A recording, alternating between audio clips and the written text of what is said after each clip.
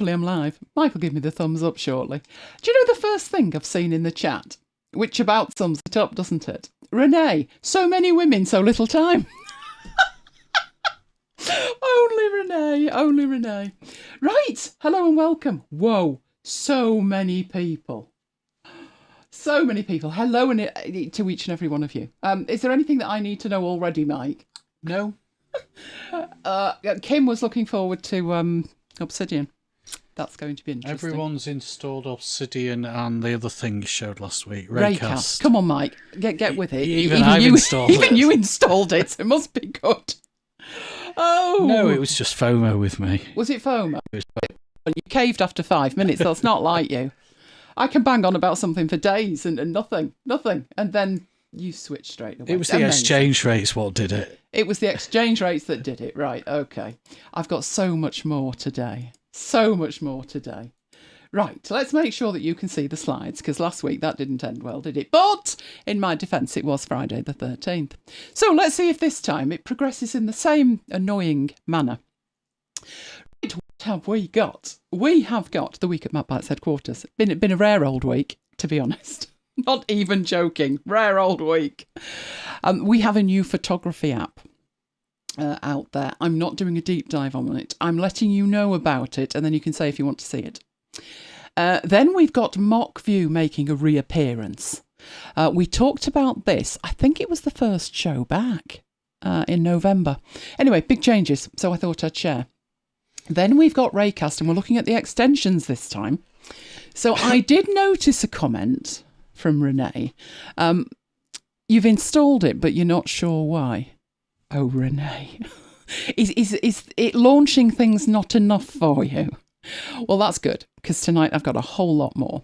Then we've got a freebie that should excite Mike. Or, well, it'll probably excite you more than Mike, but that should give you a clue what it is. And then we've got Obsidian Part 2, where we're looking at the initial setup. So last time, I took you through how to... We did create a vault. We discussed what a vault was. But then you did a work with me, because out of the box, it doesn't do much. So today, we'll be making sure it can support you in whatever you want to do, but each person may configure it differently. So that's the plan. We are broadcasting in 1080p. Make sure you are receiving in 1080p. So cog in the lower right-hand corner, which is near the like button. Love the like button. So while you're down there, you know what it did to me this week? No, what did it do to you this week? I think it was 360, and I watched it for a good 5 minutes before I twigged. I just thought that's a bit rough. And then, of course, when you go to 4K, it was like, oh yes, they're much better. So let's travel back in time to last Saturday. The show ran past midnight, and as you doubtless remember, because I know it's burnt on my brain, it was a nightmare. It was a living nightmare. If it could go wrong, it did go wrong. But despite the fact half my stuff closed down mid-show, we did somehow hang on. And we staggered to the end of the show. But I was fixing stuff well into the weekend. Saturday, absolutely huge day. In the UK, in the football, if there are two teams and they are geographically close to each other, the match is referred to as the local derby. And it was the local derby. Have we won one in years? Not that I can remember. Our neighbouring team were rubbish for 26 years. And we were winning everything for 26 years, and then it flipped. But good news this time. Well, it could have been actually better, couldn't it? Because there was a bit of a ruckus as to whether it was offside or not. But the most important thing locally is whether Manchester is red or it is blue. And this weekend, Manchester was red. So how would they like the derby? But it's not like it used to be, is it? No. When the players were local and it was a big thing and it was talked about all week. Tesco's did not cover themselves in glory this week. No Hazlitt for Lola. And not enough of my, what we call overnight food. If you're wondering, lunch to everybody else. But not enough to last the week. I was seriously unimpressed. I'm still smarting from the Yule log fiasco, obviously. So no, didn't cover themselves in glory. By Sunday, I'd given up. If you're wondering, it was Twitter. Twitter banned. Well, Twitter had a problem with their API. but they didn't announce anything. This was the Friday, the 13th. But by Sunday, I thought this is deliberate. So none of our third-party clients are working fully with Twitter, which is a bit of a pain because that's where I'm putting my Ship 30 stuff. I might have to try Mastodon. Let me know in the chat. Are you still on Twitter? Because many third-party clients are IP now. TweetDeck's still holding on, but the timeline updates. You scroll to the top and then it twangs you back to where you were. And then you have to click a button that says, like, load the tweet. So you load the tweets and it twangs back again. So, yeah, I'm not enjoying it. Not enjoying it at all. But then it got worse. Monday started. So, obviously the time on here that you're going to see is where Kim is. It's West Coast time. But for me, this was the middle of my working day. Yes. They sent an email after the event. Now, why does this matter? Because I was trying to add stuff into Notion for this week's show between the time it was down. So obviously I'm thinking, well, they've not sent a mail, that there's nothing on the status. It's not them, it's me. So I does the down for everyone or just me and found it was down for everyone. 2 hours later, they sent that. I mean, 2 hours later. I'd rebooted by then. I'd logged out and logged back in to find it wasn't working. But I gave up. In the time frame, the window I had between working out was it me and was it them, I gave up. And that reminded me why I tried Obsidian in the first place. Because last January was just a meltdown for Notion. It was down more than it was up. It was the great January meltdown of 2022 that did it. So in the end, I put the stuff in Obsidian. So if tonight I'm jumping around with notes, you know why? Because it never got consolidated. Oh, which took us on to Tuesday. Nice surprise on Tuesday. I wonder if Renee's bankrupted himself yet. New toys from Apple. I must admit, normally I do the specking up thing. Then I take something to calm my nerves and then I look at the price it's come to at the bottom. I didn't even bother this time because I knew I wouldn't be impressed. But there's new toys out. There was even a video to promote the new toys. Maybe this is the way they're going and there won't be any MacBites Lives to cover live events. They'll just trot a video out and call it done. What I was interested in was the Mac Mini. So potentially I could look at that. But I did do the specking up of the Mac Mini. Are you sitting down, Mike? You can't put the RAM in after, so obviously you've got to do the thing where you put everything in. I think I put a 2 terabyte hard drive in and 32 gig of RAM. And it ended up at over £2,000. So I thought, you know what? Leave it alone. So I haven't ordered yet, but I could be persuaded. It depends really what they bring out in iMac land. But I actually spent the day, I got carried away on Audible. Yeah, 7 hours, 40 minutes. Which, you might think, yeah, but that's not a whole book. But bearing in mind that I'm listening at 2.5 speed, I actually ended up listening to 3 books back to back. So Tuesday was interesting for me. That was because it was in the absence of dashing off to buy anything from Apple. I clearly got lost in my listening. Wednesday... oh, it was like Groundhog Day. Only this time I got an email to tell me about it. Some users are receiving block and member limit warnings. There's only 2 users in our thing and I got one. Really? Did I mention? Yeah, so I put it all in Obsidian. Everything is all over the place this week. So this is why I tried Obsidian, and it was only a trial. It was like, it isn't going to work, and I know it's not going to work, and I go back to Notion when it's fixed. But did I mention needing to work in the midst of complete tech ineptitude from certain companies? That was why I tried it. But that wasn't where the tech ended for the day. No. New toys, talking of tech ineptitude, they announced version 2 of the HomePod, did Apple. But, reading between the lines, it's exactly the same as HomePod 1. So I'm calling it HomePod 2 Zombie Edition. The very little difference is the story. Very little difference. So did I dash out and buy that? No, I didn't do that either. Definitely, absolutely not. There's too much as far as I'm concerned. Let me know if you've got one and if you love it. I know there's the small ones, isn't there, at £99, $99. And that seems like a much better bet. But to me, it's such a closed system. I'm just happier with the A-Ladies. The A-Ladies is where it's at here. End of, really. Right, so what happened next? Oh, yes, what happened next was even more of a fiasco. It was Wednesday by this stage, wasn't it? It was Wednesday. And it was one of those situations of like, well, you know, what more could go wrong? Was it Wednesday or Thursday when this happened, Mike? No, it was Wednesday, wasn't it? It was Wednesday. Right. My notes, as I said, are all over the place. So what I'm going to have to do is work back to Wednesday on my iPad and get my notes, because I'm wondering where you were. Right, here we go. This is what happened on Wednesday. By the evening, I had more to worry about than this Lazarus HomePod, because somebody knocked on the door. I know. You're probably thinking that's no big deal, but it is here, because I had no Amazon delivery. Gross oversight on my part, that. Mike had locked up as well, and then headed off into his Excel webinar. So I settled down to write my Ship 30 atomic essay, what could possibly go wrong. But when I say there was a knocking on the door, it was absolutely hammering on the door.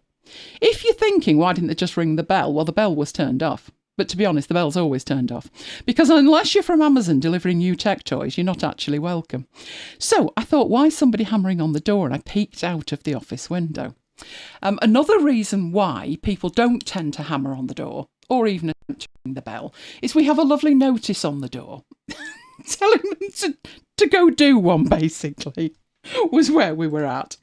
But as I peeked out of the window, I realised it was a policeman and he was heading back to his car.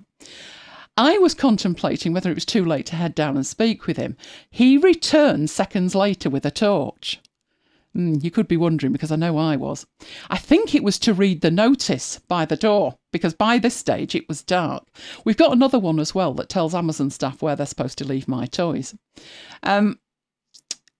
But this was the curt note telling them to go away. But since he was the police, I guess he was allowed to stay. But my problem was unlocking the door's not a simple matter here. There's 3 locks on the interior door and a chain. Then there's the padlock on the exterior door, together with 2 more locks and another chain. So there was every chance he could have retired by the time I had the door open. But eventually I was there. I opened the door 3 inches with the chain on and said a tentative hello, wondering what on earth he was doing there. But it turned out he was after some of my tech. Yes, I was amazed as well. He said, I see you've got video cameras. I thought, oh God, what's happened now? But he wanted video footage from our cameras because there'd been a robbery across the road. So I thought, oh no, because obviously it's got the audio on from in the house, but the video from outside the house. So I said, well, when was it? He said, New Year's Eve. I did a triple take. New Year's Eve? That's like over 2 weeks ago. There's no way I'm going to keep footage for 2 weeks. So I said, there's no way I would be able to assist him.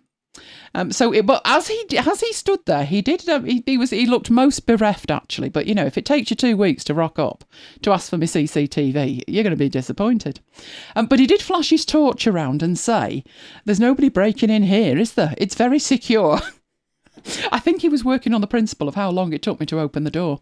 So he became the first person I've spoken to in person in 2 years, 10 months. You might be wondering about the gas man, but I didn't have the pleasure of the gas man. Or to be more accurate, he didn't have the pleasure of me. So much excitement on Wednesday. When Mike came out of his webinar, who did you think it was? An Amazon man? I thought it was the Amazon man. But I thought I was going to get in trouble for locking up. No, because I corrected the Amazon man. I corrected you as well. I said, how could it have been the Amazon man? Because the parcel hasn't actually been dispatched yet. So no, it wasn't the Amazon man. It was, I said Mr. Plod the policeman. Mike then came up with about 15 different names for policemen, none of them fit for broadcast. Yes, but my new frying pan was supposed to come next Monday and it's here.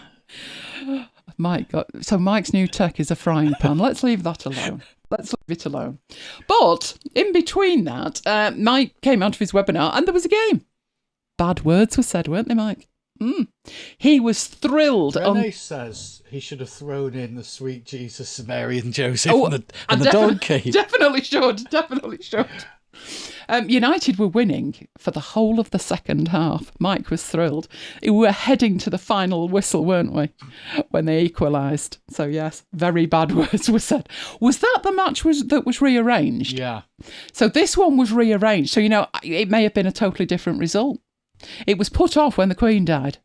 Not that the Queen would have been attending, I don't think. But anyway, my bad words were said. Mike wasn't happy. Not happy at all. Thursday morning, alarming. We awoke to a blanket of pristine snow. Now, when I say awoke, obviously, I hadn't gone to bed at this stage, but you get the general idea. Isn't it lovely when it's pristine? And it was still snowing. I think that was about 6 o'clock, 6:30, something like that. About 6 o'clock. Lola, she was off like a rocket. She'd spotted something, clearly. As she got closer, it was fox prints. So she was herring off after a fox. So you had a good morning, didn't you? Luckily, the foxes weren't out. So she'd missed the fox. Poor Lola. But she was in hot pursuit of it. Once she was back and she'd inhaled breakfast, she did a quick inventory of her toys, her treats, and had a snooze. You can see Chicken's looking a bit on the grubby side. And all of the other toys, well, it looks like a post-mortem, doesn't it? They're not in one piece. There's a head that's off her polar bear. That was her birthday present, but there's no stuffing in any of them anymore. But she did keep a very weathered eye on her Denta-Sticks. Needless to say, more than 3 flakes of snow meant chaos at the airport, which by this stage was catastrophic as far as I was concerned, because I've got a demo that involved the airport, and I thought if you close it, there'll be no flights. Anyway, I think it was opened in the end, but like literally, oh look, it looks like it might snow, let's close down is where they're at. By lunchtime, the lovely Lola had her second wind. This was after her hearty lunch, and she was playing with COVID in the garden. In case you're wondering, COVID is her special football. She loved a football that Maya had left behind. But she had trouble trying to get this huge football in her mouth, so we bought her this special ball.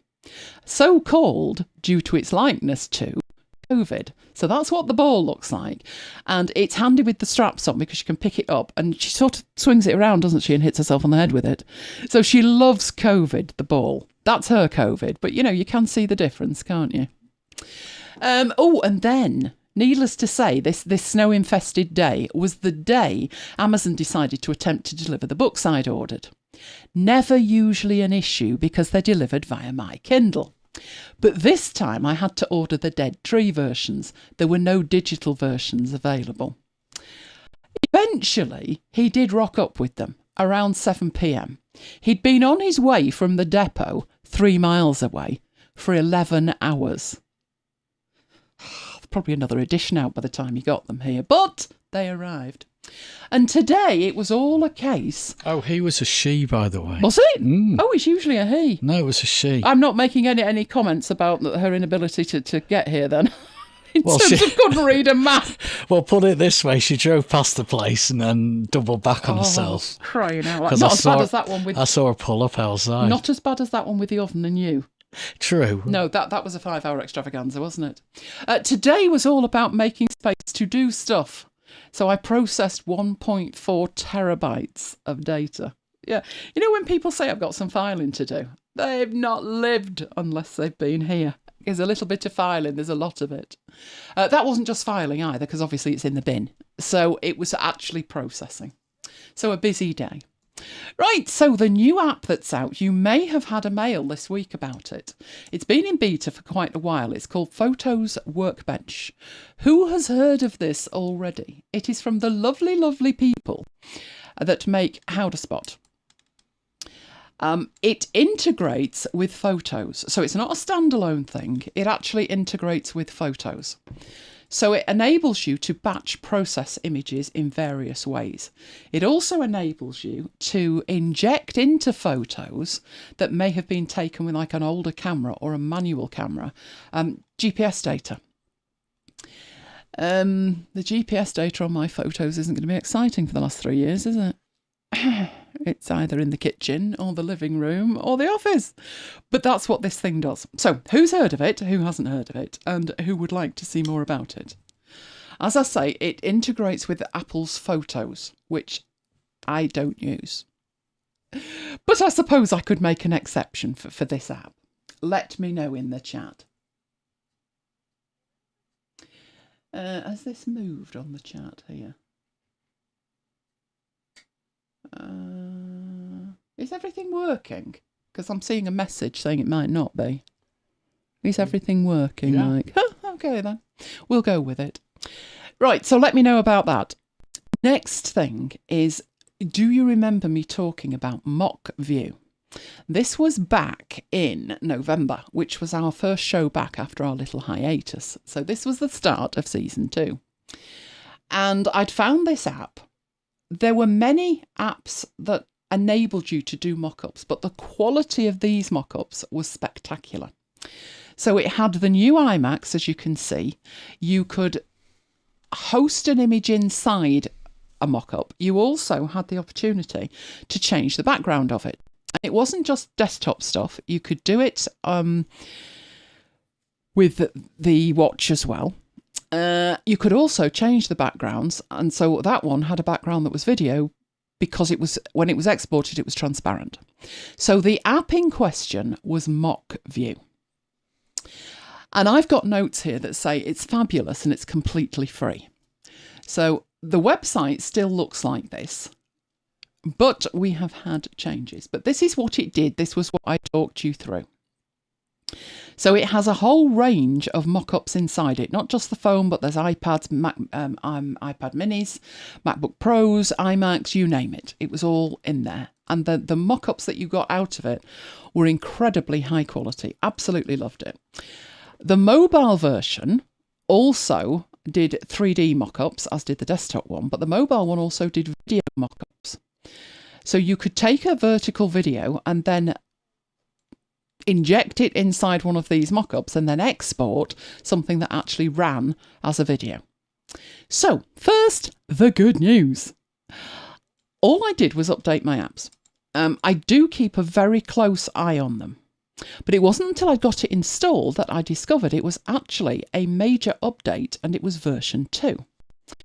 If you look at the page in the App Store, even if you're looking at the blurb, it doesn't actually mention the fact it's a major update. But it does say version 2 in the version history. So I thought, now, the reason I was looking at this was what I was expecting. I was doing a mock-up. I was doing the mock-up you've already seen, the airport one. And I opened the app. I was expecting that. So if you were with us, you'll remember that's what the app looked like. That wasn't what I got. What I got was this. And I don't use dark mode. So that was definitely a change in the app. But I thought, oh, well, never mind. You know, they've just updated. So I went and I checked, version 2, which was when I noticed it. Can you see it? Can you see it, Mike? Anything that you're concerned about? Probably not, it's tiny. There was a crown icon. This is usually not good news. I thought, well, maybe they've added some premium features. Which was when I got this. So it is still free. You can have as many mock-ups made as you like, but without a membership of 79 pence a month or £8.49 a year, you're going to get a watermark on all the stuff that you create, which looks like that. They said a tiny watermark. It's that Desert Island disc thing, isn't it, at the top? What do we call it? The something island. Dynamic Island. Stupid name, can't remember it. But that's where they've stuck it. So it still does exactly what it did before. In addition to that, it has got video. But you're now on notice that it will have a watermark of some description on it. That's what it looks like on the phone. I didn't think the price was bad, but I guess it depends how much it needs updating, because when you're paying a subscription, you're paying a subscription for something that gets updated or something that they have an ongoing cost with. So if I'm paying a subscription to Dropbox have to pay for their servers. So it kind of makes sense that that's a subscription. But some of these apps, before I head off for a subscription, no matter how good the app is, I'm thinking, when was it last updated? Because they tell you the reason for the subscription is continual development. So you can imagine my horror when I was looking at some of these apps, not this one, and it hadn't been updated in 14 months. I thought, well, why am I paying for the last 14 months then? Because there's been no updates whatsoever. So just something to be aware of. The good news is they've added the video and it's amazing. I'll show you that next week if you want to. So let me know if you want to see it. But the bad news is that if you want, and obviously those watermarks, that's not that bad. But if you don't want a watermark, if this is for work or for a client work or something like that, it's now a paid for toy. But there's nothing to indicate that in the store, unless you scroll down to in-app purchases, nor on their website, where right across the top it says completely free. So maybe they could update their website as well. So what do you think? I actually found that really useful. I mean, I can do these things by hand in Photoshop or Affinity Photo, but it's quicker.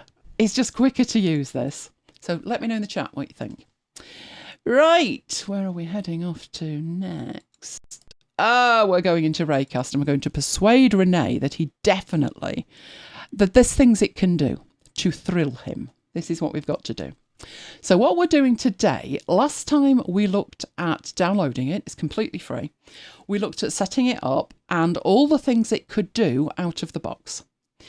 This time we're moving on to the Raycast store. Now this was last week where I said, if you want extensions, there's a store to get them from, which if you think about how Alfred works, yes, you can create your own, but if you want to use them from somebody else, you have to go and find them. To think that Alfred has been there since 2009 and they don't have a central repository for extensions, it does seem a bit strange. So the Raycast store, although it says store, everything is free. And this is where you get your extensions from. So when Renee says, I don't know why I would use a launcher, obviously the first reason is to quickly launch apps. You could add to that, quickly launch an app and at the point you launch it, choose the file to open. Now, you might be saving seconds.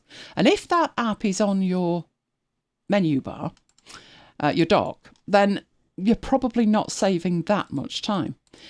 But as I mentioned last week, I've got 306 apps installed. I do not have them all on the dock. In fact, you will never see my dock. I never use it. It's on the left-hand side hidden. Never, ever, ever see it. Not bothered in the slightest. So I always run apps from it. But that's just the start. Why you would have a launcher that is more than a launcher is the extra things it can do, which speed up you doing anything. So that's what we're looking at. So let's head off into here and have a look at that. Right, I've got some stuff pending from last week, and I've got the fact that there was an update this week for this app. So I've installed the update, no difference. But last week, one of the things was the calendar, sort of extension, but the calendar feature, which has a feature called My Schedule. So if you look at the bottom now, it says planning meeting started 1 minute ago.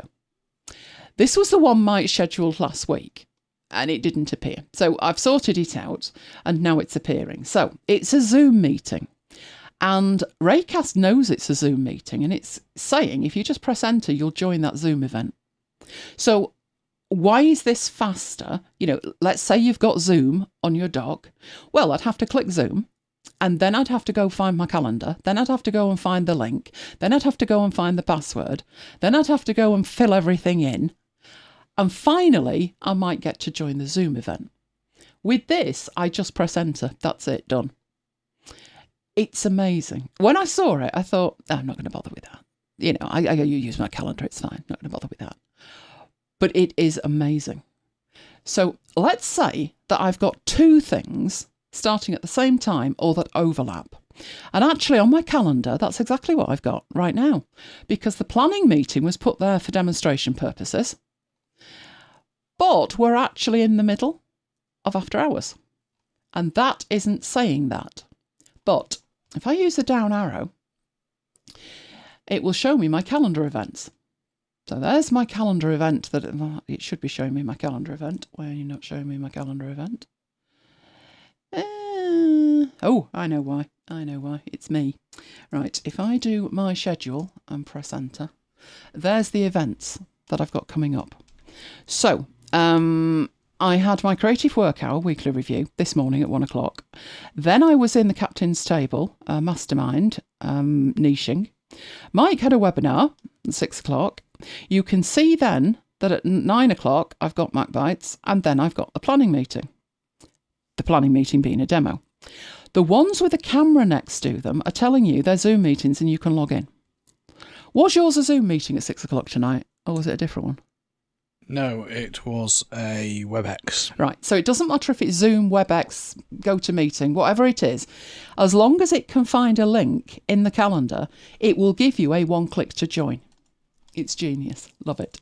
So this one doesn't have that because it's just an event, a YouTube Live. It doesn't have a login and it's not a webinar. But the planning meeting that we put on there as an example did. And you can carry on and see tomorrow. So they're not happening tomorrow. They don't worry about what's happening tomorrow and what's not. I need to move those. But you get the idea. You've got access to your entire calendar. But you don't even need to go into it at that point. You could be just working and think, oh, I've got to log into that event. And you're there straight away. All you need to do is press enter. So that was something last week that I wanted to show you, but it needed a little bit of time to filter through. The good news with that is, I think it's on calendar, be on my schedule. If you go into here, you've got opening calendar. You've also got that you can open a link. So it's found that link within it. You can block time. You can copy the event details. You can copy the event title, or you can delete the event from here. Now, that's what you can do at the point that you've got an event. Carol says, what's the name of the extension, please? This one is built in. So this one should just be there. If you just type my schedule, it should come up. It's the calendar one. I don't recall installing this. As far as I know, this one was built in. If that's not right, if yours doesn't do it, let me know and I'll go and find it. But I think this was the built-in one, which I just thought was genius. Now, I'm trying it now. In that case, it must be because you've not installed anything. Oh, he's going to switch. He is. It's just a matter of time. Right. But one of the things with this is, my first go with it, I'm like, I've got so many calendars. And there are things that would be totally irrelevant to be in that list. So if you bring up the preferences for Raycast and you go into your extensions, in here you will see calendar. And in there, you can see the calendars that you have got enabled. So it shows you the extension and then it shows you the My Schedule underneath, which gives you a whole range of other options. So in the calendar itself, you could choose to have things enabled. In the My Schedule, what you don't want to see, you take out. So I didn't want to see the health stuff. I wasn't bothered about the United fixtures from last season. This season, fair enough, but not last. It wouldn't really make much sense to have the Bing calendar on there, but I left it alone anyway. But you can turn them off. So I turned the shared one off. I think I left everything else on. But those are all my individual calendars from Google Calendar. It doesn't matter if it's Google Calendar or iCloud. Works the same way, but you get that level of granularity that you can turn them on and off. So it will show you a single appointment, but you can access the extra stuff by moving down or typing my S will get you there probably. And as I say, you can control the calendars. So yes, there are probably extensions in Alfred that could do similar things, but I don't think I'd be building it. And without a central store, I don't know if there is or not, which is why Alfred are now building a central store. So that was the catch up from last week, actually showing you that it does actually work and you can actually do it if you want. I will probably regret this, but the machine might go a bit slow, but I'm going to press enter so I can join that event. So what should be happening somewhere at some point is it should be joining that. Oh, there you go, beach ball. So it's clearly doing something. Right, it's logging in. If you remember, this was done last week, so the 13th, but it has actually logged me in. It's opened up Zoom. Here's Zoom. So it's logged me into Zoom. There's my account, and it's ready for the meeting. So if Mike had enabled this meeting, I would be in the meeting right now. So it does work. It's not one of these things that I'm just showing you and it's not fantastic. It is fantastic. It really does work. Right, so let's come out of Zoom. Right, this new update that came out this week, it had one feature that they have been screaming from the rooftops. So I decided that I would sort this out early. So I was looking for flights. They needed to be quite long, so I could get the flight number and put the flight number in. Then I had some fun and games. So first of all, I'll open the link and show you the link that I was working from, which may or may not have changed the number by now. Right, so I'm bringing on a browser, and we'll take that browser full screen. I looked up flights from London Heathrow. I would have done Manchester, but runway. And I wanted them to Seattle, because I always pick Seattle, don't I, Kim? And you can only get direct to Seattle from London Heathrow. So these are flights today from London Heathrow to Seattle. So one left at 1:10, which was on time. And actually, that's not true, because it was 1:30. So it actually left early, but it's saying it's on time. And the other one was 2:30 this afternoon. Now, I have noticed that since yesterday, the flight numbers got changed, because I copied the flight number, and then I got a flight going somewhere totally different, but I will take that flight number. So basically what I'm going to do, instead of keeping this page open and keep refreshing and stuff, all it tells you is it's on time. So at least it's departed, but all it tells you is it's on time. So let's get rid of that and get back into here and just paste in the flight number. And it's telling me that it left Heathrow at 13:38, it's in flight and it's going to Seattle. But if I press enter at that point, I get more information. I'm not seeing a little plane on that, am I? Maybe it's arrived. But normally you see a little line. This is why I've copied and pasted multiple ones. So remember, all I've done is actually type in a flight number. I have here the one that I copied and pasted yesterday for testing purposes, which has now been reallocated and is going to Dallas. I don't know why either. But yesterday it was going to Seattle. So that one is actually in flight at the moment. So if we do that, again, we should be seeing a little diagram thing, and we're not. I don't know why. But I will endeavour to try the third one, which is the last one. It left London Heathrow around 2:30. So let's put that one in. And that one is actually going to Seattle. And it'll arrive tomorrow. And this one's got all the little diagrams on it. So we can see it. I don't know why the plane's facing the wrong way at takeoff, but you can see it heading over. So this tells you when it departed, when it will be arriving, what the duration of the flight is, because the estimate for the flight was 10 hours, but that's saying it'll be 9:22. So there must be a tailing wind. Now, from in here, you can, if you press enter, copy the flight code. That's the default behaviour at the bottom. But don't forget, you've got all of the actions on Command and K. So if you bring that up, you can copy the flight code, or you can copy the arrival time, which is genius if you put it in an email, especially considering it's going to be 38 minutes early. So there are shortcuts for this. If you're using it all the time, you're probably worth your while memorising the shortcuts. But we will copy the arrival time. And I will just show you in here that if I go back there and paste, you can see what it's actually copied is the arrival time that it's due. I don't track a lot of flights, but there have been ones that I do. I just think that's cool. Because don't forget, you've also got your clipboard extender. So if you've copied something else, like I just have, and you're thinking, I want to track that flight again, you could do this.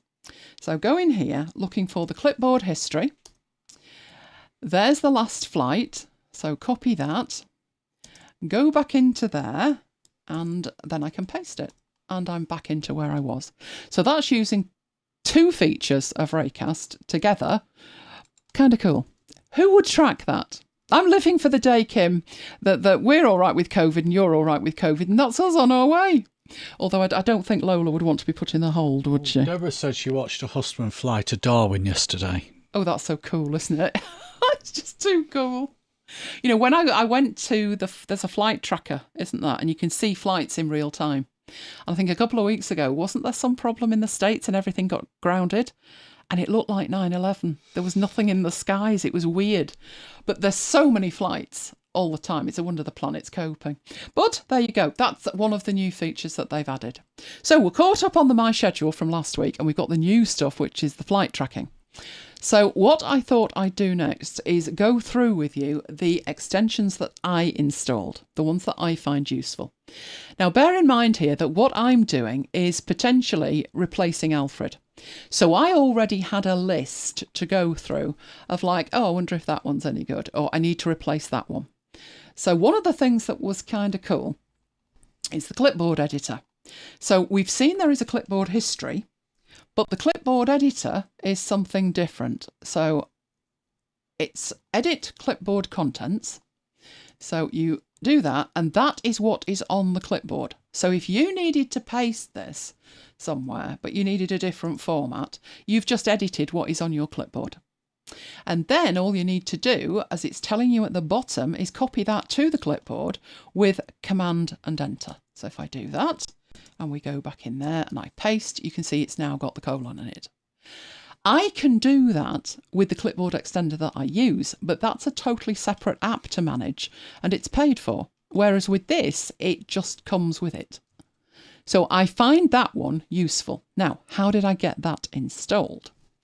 So let's come out of there and go back into a browser. Right. I'll get a new tab. It's having a think about it. Or maybe it's not having a think about it. Will you... No, stop jumping around. Right, we'll use this one.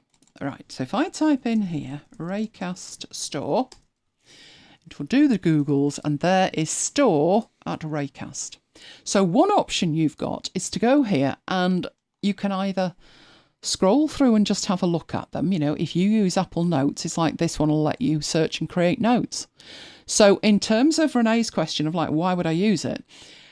If I'm using Apple Notes, instead of bringing up Apple Notes and then going through the search options and all the rest of it, don't. Just bring up Raycast, type the magic word for whatever searching Apple Notes is, and you can search straight from Raycast. It will then open up Apple Notes. It will navigate to the note. It will then show you what you're looking for.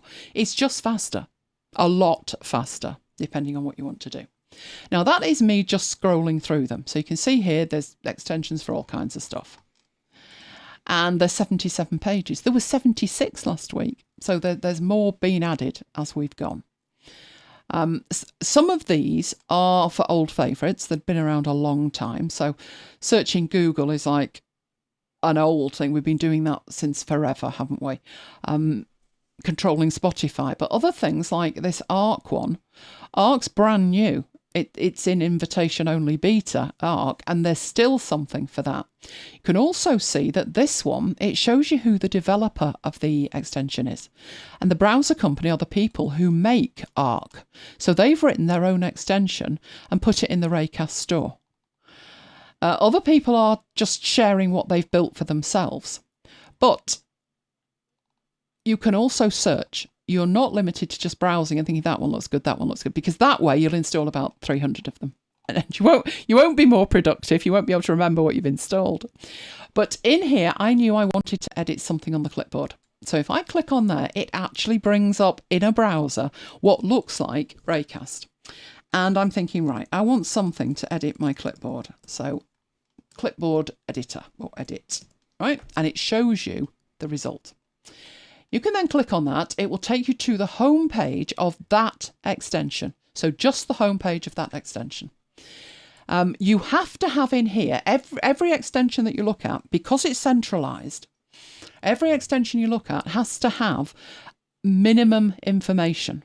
So one of the things that is part of that minimum information is the image. So every extension will have at least one image. So that one is exactly what it looks like. And he's been able to show everything that can do in a single image. Other ones have got sort of 5, 6 images. That one's just got the one. The other thing that must be in there is the commands. So you're downloading an extension, but within the extension, you will have individual commands. So you could have in an extension one command. So if we go into that, we put clipboard content. In fact, let me go into here and actually show you. So clipboard's going to be here, clipboard history. But we're looking for edit, which will be under, there we go. Right. It just is very basic. But other extensions, so if we look at the amphetamine one that we did have a quick look at, this is the extension. These are the commands inside that extension. So the first one that I've picked is very basic. It's just got the one command in it, and it shows you what that command is here. Then it gives you a version history. So that's the basic information. In case you're concerned about security or it doing nefarious things, you can also view the source on GitHub if you want. You can also report a bug and request a feature be added to it from here. So this is the store. Every extensions page is similar in terms of the content, but obviously differs in terms of the detail. From here, you can choose to install it. So you would click that and it would install it for you. So you don't have to download anything and then incant over it. It will do it from here. But the other way of doing this is if you go into Raycast and in there, you type store, there, it will let you search the store. It will give you stuff that's featured. It's exactly the same stuff that's featured on the website. It will show you what is trending at the moment, you know, what people are using. And then it's got all of the extensions down below it. So if I'm looking for something for Spotify, I can type Spotify in and it will filter to the 2 extensions it has for Spotify. One is the Spotify player. The other is the controls for controlling it with your keyboard. You can see that I have the first one installed because there's a green tick. This one is not installed. But if I wanted to install it, I could just click on it there. And you see down here, you have the option to show the details. So we'll do that. It shows you the details inside Raycast. It's exactly the same information. It's got the little image. It's got a description. It's got all the commands that are in there. So if you want to play, pause, toggle, previous track, next track, all of that is in there. You can read the README file. You can see when it was last updated. You can see who's contributing to all of this, and you can view the source code again on GitHub if you want to do that. Once you're in the details, hitting enter again would actually install it. So if I do that, it says installing, then it says it's installed. That's it. I'm good to go. So I think that is far better than Alfred's way, which is fragmented to the nth degree. There are probably more extensions available for Alfred purely because it's been around for longer. But finding them, installing them and keeping them up to date is a living nightmare, where this is easy. No wonder Alfred are building a store, because this is the way to go. So you don't even have to go out to the website if you don't want. You just type store, press enter, and then search for whatever it is that you want. Okay, that's that. Now all of them work exactly the same way as that. So I've gone through and I've installed some. So let's have a look at the ones that I've installed, and let's get that out of the way over there. Right, so we looked at the clipboard editor. One of my main uses is pasting as plain text. So if I go in there, we see paste as plain text. You can see next to it a shortcut key, which looks positively hideous. It's second nature to me. It is all 4 modifier keys: Command, Option, Control and Shift, and the letter K. I have used that for over 10 years. How I use it, why I use it. You copy something and you want to paste it somewhere, but you don't want it to take the format with it. So whatever it is that you've got on your clipboard, you want to paste it as plain text. Now, if you're not a keyboard person, you can use Raycast to do this.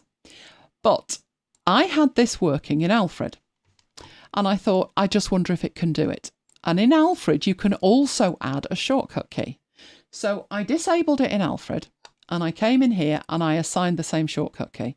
It works exactly the same way. The one benefit I get in Raycast is when I do it, when I use this, I get a little message to tell me it's done it. Now, that might drive you mad. I haven't looked to see if you can turn it off, but that's the idea. So, let me show you how this actually works. My notes are now hiding somewhere. Right, I've got a file that is in Pages. So I'm going to open Pages, and hopefully it will have a rare think about it. It is having a rare think about it. And I'll be able to do it. So let's go into there. Yeah, you're actually thinking of opening Pages. It's done it, but there's no interface. Oh, here it is. Right. Put it on the wrong screen, why don't you? Okay, so I've got two files. I've got my paste as plain text source, which is my name, in a ridiculous colour, a ridiculous font at a ridiculous size. And then I've got a destination file. So first of all, show you the source file. And we will put that on the left. You will do this correctly. And I'm using Raycast to do this, putting it on the right screen. Right, other file in here, so Command and O. Let's open up the destination, and we'll put the destination on the right when you bring it on. Okay. Right, so this is just formatted. You can see it's got a style of body, and it's stingray, and it's a colour. Right, so I copy that. Over here, the body style is a totally different style. It's Avenir 18. But if I just paste, it will paste it with the format from the source box or the source file, which is not what I want. So I'm going to undo that. But that's what's on the clipboard. If we look at our clipboard history, you can see the text is on there, and it's telling you that the content type is text and it's formatted. And what I would much rather have is plain text. So my shortcut key, Command, Option, Control and Shift and K, and paste. And you can see the little message that comes and says paste as plain text. And that is how I take text that's formatted and put it somewhere where I don't want it formatted. Now, you may think that's not thrilling, but if you've copied a markdown link, you will have strange symbols and square brackets, multiple square brackets, round brackets. You'll have all sorts. And all you actually wanted was the URL. Pasting it as plain text gets rid of all the markdown as well. Even though that is plain text, it's intelligent enough to know that you don't want that you just want the content. So that is something that I use multiple times a day. Literally multiple times a day. I wouldn't mind if it did more than that. So for instance, when I'm putting an email together and I'm putting the links in, so you can go to specific parts of a video in the follow-up mail, I have to take that through Ulysses because it's markdown being converted to rich text, being converted to plain text, and all kinds of stuff. And there is only Ulysses that will do that. But what this will do is take formatted text and strip all the formatting off it and let you paste as plain text, which I find particularly useful. Your mileage may vary. Is that something you do, or do you not bother? I've got a definite not bother on his face. Haven't I? Right, let's get rid of that and show you the other way to do it. If you don't want to allocate a shortcut key, Command and C to copy it, and then go over here. Bring up Raycast, and in there you would need paste as plain text and press enter, and that does exactly the same. I am so used to the shortcut key, and for me that has a benefit because that's the muscle memory I've got. It's that shortcut key. I don't care which app is providing the functionality as long as one of them is. It could be Alfred, it could be Raycast, it could be Keyboard Maestro. I don't care. As long as it works on that shortcut key, I really don't care. So if an app breaks, I just switch to another one. Allocate the same shortcut key, and then it doesn't matter. Carol says, how did you set up the shortcut key? Okay, we looked at that last week. Let's do it again. So you go into Raycast, you Command and comma to view the preferences. And in here, probably easiest to do a search. So we're looking for something to do with paste. You set one up for me, didn't you? I did. There's the paste as plain text, and you set the hotkeys up the same way for anything. So you just go into here and actually put it in. So if I delete that, I would click on there and it says, right, I'm recording. What's the shortcut key? I press the shortcut key. That's it. It's done. And the beauty of that is that you set it up in the same place all the time. If you compare that with Alfred, so let's go into Alfred and we'll show you where I had that configured. All right, here's Alfred. Oh, where are we? Workflows. No idea which one of these it's in. So there we go. Paste as plain text. And that is how you set up the hotkey. But I've also had to have this added and this added, what it does, and put all of that in there. You can see I've also got a copy one here, which is dimmed out. So that's not actually operative. That was because I was trying to make it work and it was a nightmare. I couldn't improve it. It just wouldn't let me improve it. But this was how I was doing it. So my hotkey was actually in there. I double clicked that. I went in there and I put my hotkey in. I'm not going to do it obviously because it's going to clash the other way around, but that was how I did it in there. But the point being, you have to create a workflow, you have to add a hotkey, and you have to manually do that. So the hotkey, if you're going in and you're trying to change a hotkey in 3 different workflows, it could be in 3 different places, or it might not even have one because you didn't add this block. Whereas in Raycast, it's in one place. So there, if you take this out and you look, you will see all of the hotkeys that I've got assigned. So most of them I haven't bothered, but that one works by just typing F. That's my plain text one. What else have we got? Is it in quick links? Haven't got many, but the ones I've got, the important ones. Let me see if I can find it. I'm typing it in. Right. So when I'm looking for an application, you see PowerPoint's also got a shortcut key. That is the shortcut key that does this. That brings back PowerPoint. And then I use that shortcut key and it disappears. But PowerPoint is still running because I don't want the mess of having to start, stop. So I have a shortcut key for it. Now what it does is that toggles the visibility. If it's not running, it will run it. But if an app is running, you can set up a hotkey that will toggle the visibility of the app. But that's how you set them up. They are all set up the same way, which I absolutely love. That is just genius. Another quick catch up from last week was in the applications. I said to you, it's a lot of applications I do not want offered to me. All this rubbish. These are applications that are inside my ScanSnap scanner. What? I'm never going to run them. So if you look at this, the Acrobat uninstaller. Well, I might need it, but if I do, guess what? I don't want to inadvertently do that instead of Acrobat. So I've just taken the tick out. So the stuff that's in here, like the cleanup utility, whatever GC client is, I've no idea, but I'm not running it. So I take the tick out. I've taken the tick out of quite a lot here. You can see these utilities here, archive, alarm, airplane mode. All of these are from the Parallels tools. You'll see each one's duplicated as well. The difference between them is where they come from. So this one is this thing here. Yeah, so if I hover, you can see where they're coming from. That is an application, so that's fine. If I did want to run it, that would be it, and I would enable it, which is just a matter of putting a tick in here. But this one, if you hover over it, that says applications. Hang on, where's the one that's the installer? One of they usually say installer, and basically there's 2 copies of it, and I definitely don't want 2 copies of it running. So Raycast is looking deeper into files than Alfred was, because Alfred wasn't showing me 2 of them. But because I can just disable them, it takes seconds. So here's the archive utility that I don't want. This is updater I don't want. The barcode generator, you can see I've turned off the 2 that are installing those, but I've left the other 2. So I've gone through and I've taken all kinds of stuff off here that I'm not interested in. One of the things that made sense to me to disable, and if you're wondering why I've got multiple versions of Camtasia, if I want to record 3 screens, I need 3 versions of Camtasia. Don't ask, it's a long story. They'll catch up with ScreenFlow in the end.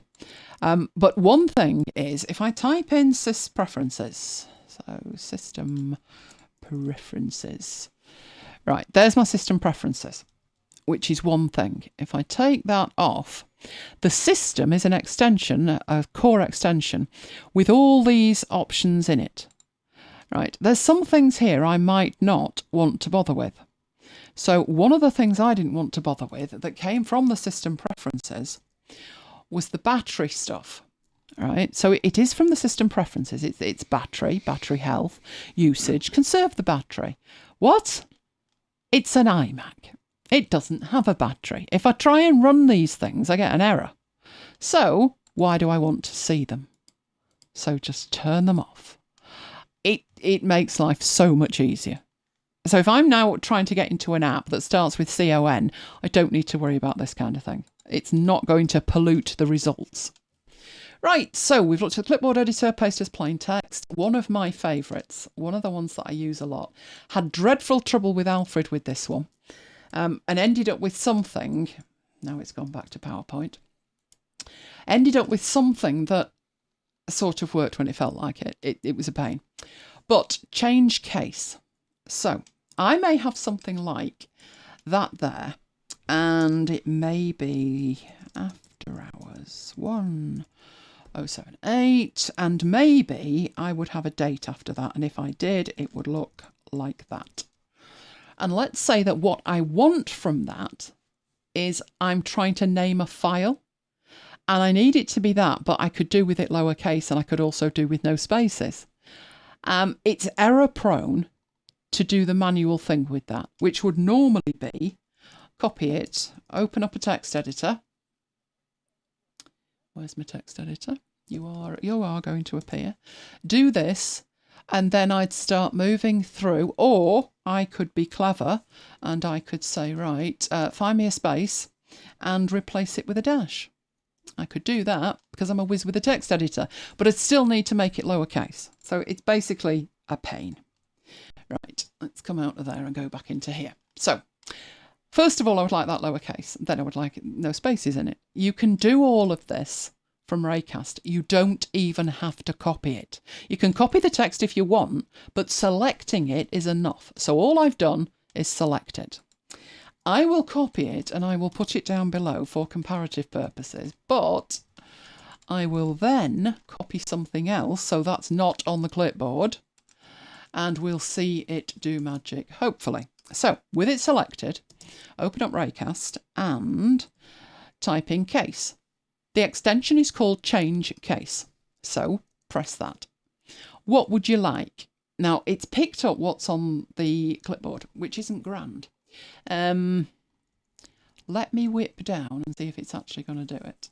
It's copied it to the clipboard and it's the X, so no, it did that. It did this better before, but I will press on. Right, let's go back and do change case again. Right, you can see what I've copied now.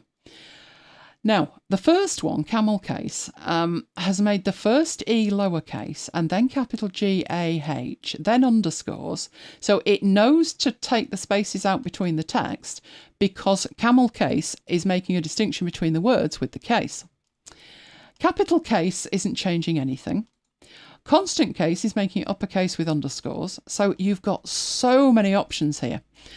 The extension, the last extension that worked in Alfred only gave me a couple of options. And replacing them with underscores and dashes wasn't one of them. But the one that seems to work best for me is this one, which is kebab case. And all I need to do is that and then paste it in. I think it's because it's pages. It works in a text editor without copying it. But that saves me a ton of time and it's more accurate. So, and if you wanted this to be just all lowercase, let's go grab that. Let's go in there, case convert. Don't know why it's not showing me anything. Why are you not doing this? You've got upper first or uppercase. Let's make it all uppercase, copy to the clipboard. And are you pasting this back in or not? I'm not at all sure that it is. Let's try that again. It says it's copied it. I think it's pages.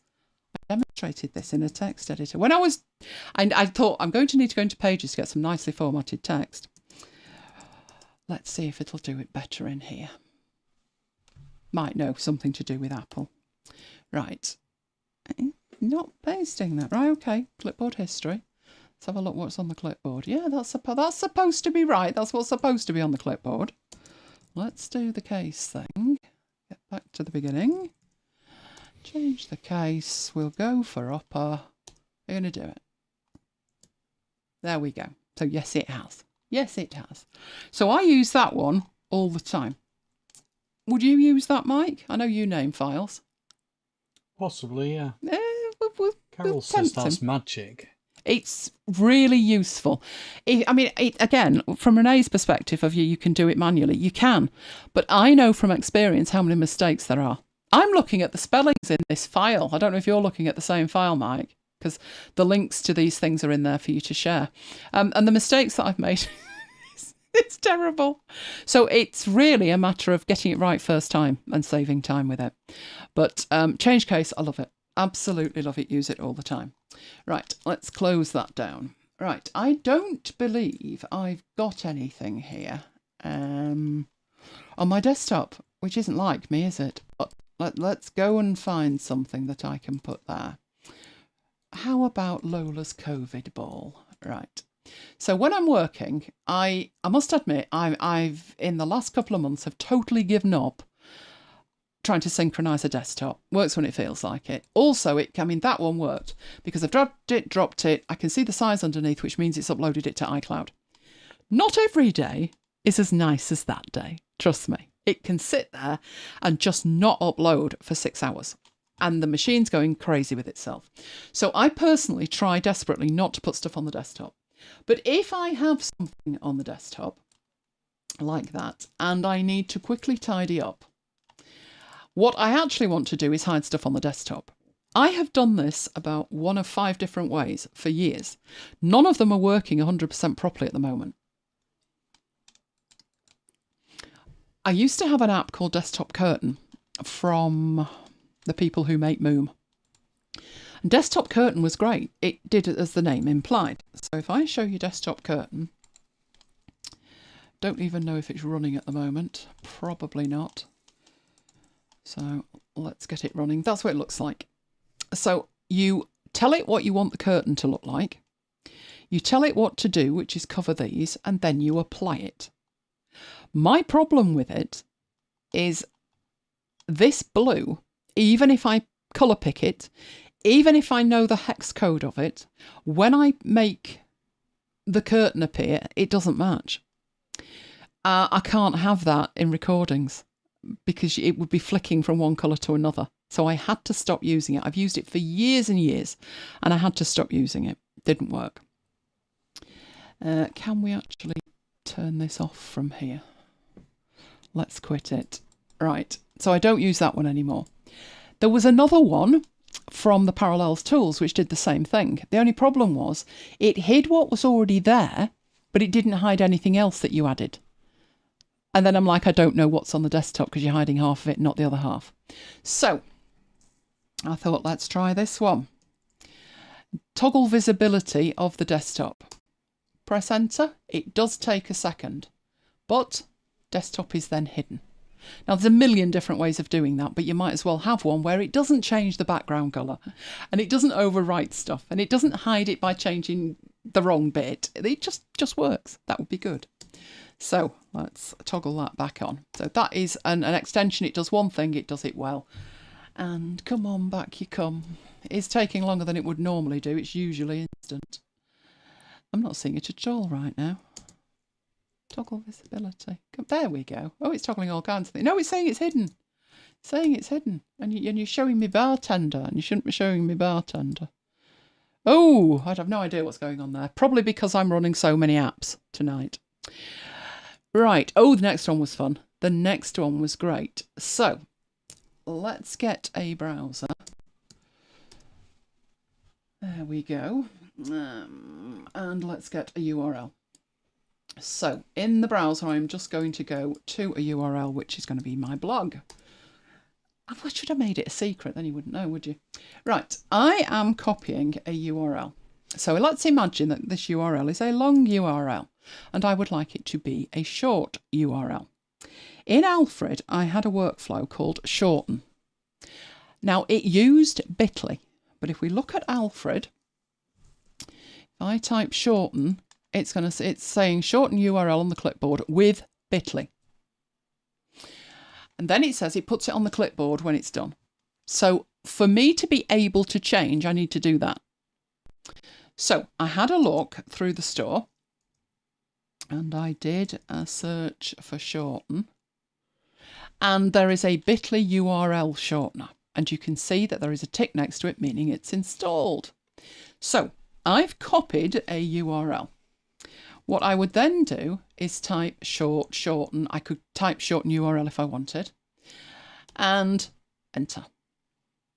I can't read it. Oh, for crying out loud. Do not tell me this. Let's try and copy that again. I did have that as an error at the beginning, but there was a reason for it. Oh, I think the error, which is not good because I'd have to go and do something. I think I know what the error is. That's not a good demo, is it? Really? Really? Let's go and have a look. This could be a nightmare to try and fix it. Yeah, right. What you need to do with it is you go and get the extension and then you need to go to Bitly and you need to get your access token. Without the access token, you get an error. But I've got my access token, haven't I? And I'm still getting an error, so I'm not happy. Right, let me go to Bitly and see if I can actually fix it. So I'm going to Bitly on the other screen. Obviously, I can't put it on the main screen. Where are we? Yeah, this was working up to today. 5 to 7 this morning, it was absolutely fine. Right, I'm going into my account and I'm going to... don't really want to go to support, do I?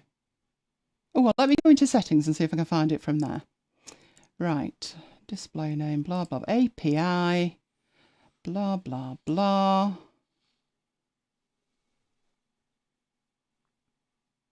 Enter a password. Oh, there's a password. That's good. Right, I am generating a token and I am putting it in here.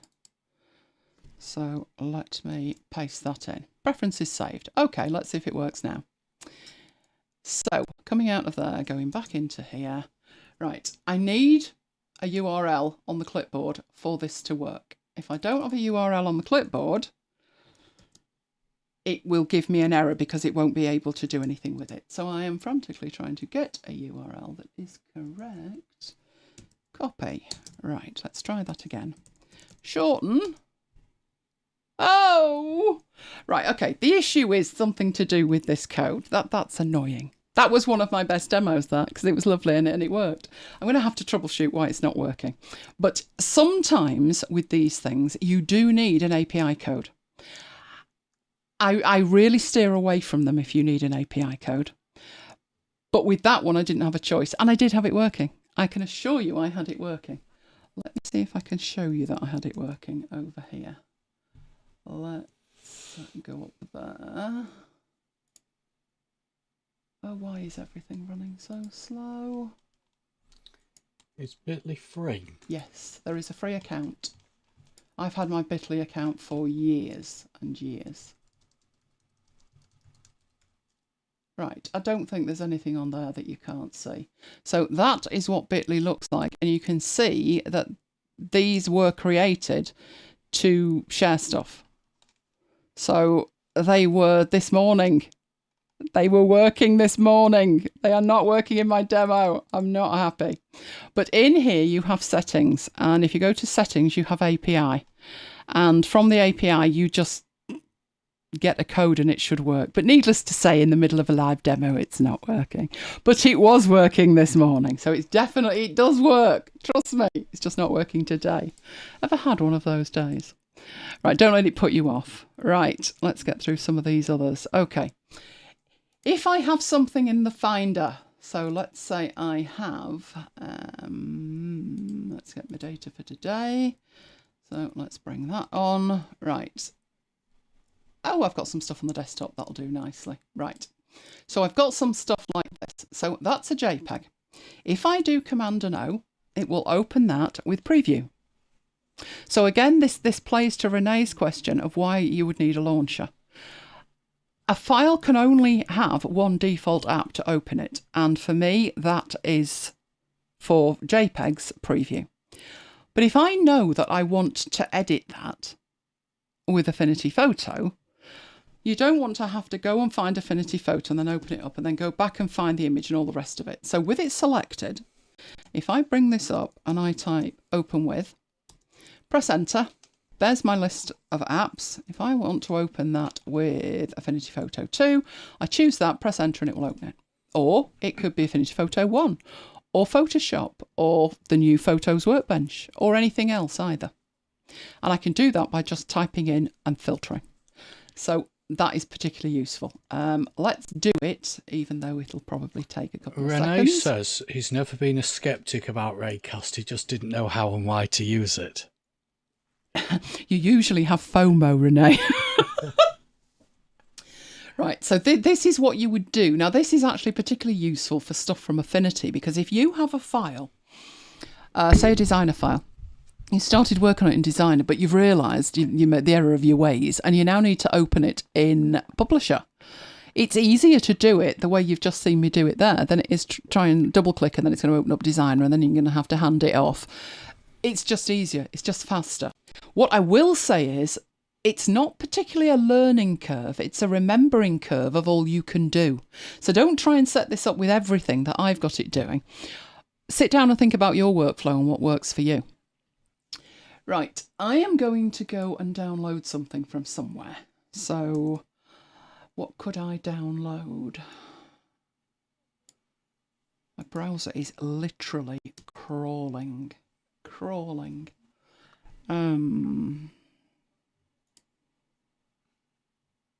Let's go to Dropbox and see if I've got something in Dropbox I could download. Probably, because I've probably got stuff from here, haven't I? So I'm in Dropbox. There we go.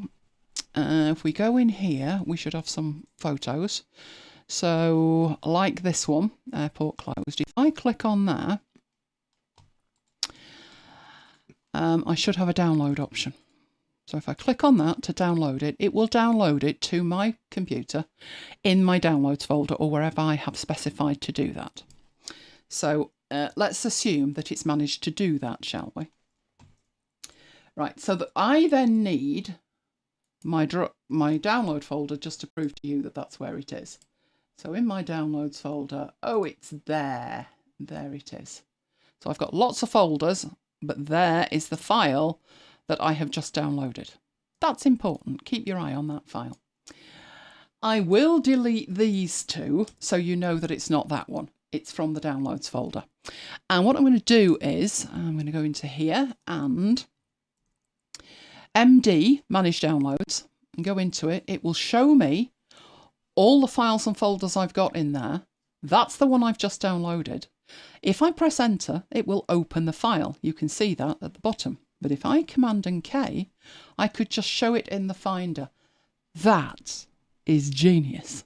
Because when I download files from stock sites to put in my presentations, I have to open up the downloads folder. But with that one, I don't. In fact, you could go further than that. If you go into there, you've got open the file, you can show it in the Finder, you can even open it with. It's just genius. It might be a tiny thing, but trust me, it's genius. You also have another extension. Now, what was that one? Recents. So if I go to Recents and I do this, it will show me my recent files. Now, it's running a bit slow because of all the stuff I've got going, but it will show me Recents. So here's all the stuff we've been working on. This will also save me time because this thing that you see here is a Wirecast settings file, and I need to open that just before the show. And I can do it by just typing in _live. So let me show you that one, which was one that we did last week, but it plays into this one. So file search, and it's _ I don't even have to type the whole thing. There it comes up, and all I need to do is double click that or press open. And I don't then have to remember to run Wirecast. It's just going to open that file. So the file search capabilities are amazing. Are you typing these in, Mike, or pasting them in? No, I'm pasting them. We've got Open With that we've done. We've done Recents. We've done Folder Search. We've done Downloads Manager. Right, there's also File Management in there, but I think we've done that one. Now, somebody asked, I think it was Kim, about opening multiple URLs. And I did find for that there is this thing called multi-links. So it's an extension, and it will let you specify multiple links and then open the whole thing. Beyond that, it's going to be a quick link. So that one's in there as well for the sharing of. The other one was quick access, which is you can create pins. So for instance, during the week when I'm working on After Hours, I have a folder, After Hours 178, and I'm working extensively with the files in it. So I could pin that folder, and when I run a search with the command above, search pins, it's really fast. It's only searching my pinned folders. So all of those are to do with file management, but each one does a slightly different thing. Then there's the fun stuff. Let's go back to there. Right, let me show you maps. So I'm going to go into the extensions and I'm going to type maps. The reason I'm doing that is the top one is Apple Maps in applications, but that I have installed an extension for Google Maps. So you don't type maps, which threw me. You've got 3 different commands. You can find a place, you can choose to travel to a place and it will give you directions, or you can put in a location and ask it to provide a route to travel home. So I'm going to try with this one, the find place. So let's get rid of that and try find place. Then it takes what's on my clipboard and puts that in, but that's not what I'm looking for, obviously. So it's a location that I'm looking for. So let's put in Old Trafford. Not that Mike needs the instructions to go there. Now, as you can see at the bottom, it says open in browser. So as I press enter, it should load that in. Is it actually doing anything at all? Are you doing? You are. That's jolly good. So bring the browser on and show you. It's showing you the location. Now you could ask it for directions, etc. Oh, have you seen that, Mike? It says you visited 4 years ago. Oh, good grief. It's pulling that from my timeline data. That's scary. But that's what you can do with it. You don't, for that, need the API. Now, I did download one and you did need an API key. And I thought, I'm not playing around with an API key. Not happening. Not happening. But you can search Google Maps and go straight there. All of those I had in Alfred. All of them. But then I wanted to try and make it better. So, what have we got loaded? Let's go to mine, I think. So in the browser, I'm going to my blog. And what I'm doing in Raycast is going in and typing favicon. And you get the opportunity to either download the favicon or copy a favicon. So let's say I want to download it. And in there, I want to put my blog. Now, I'm about to show you something else as well, but notice what happened there. I have a shortcut for my URL.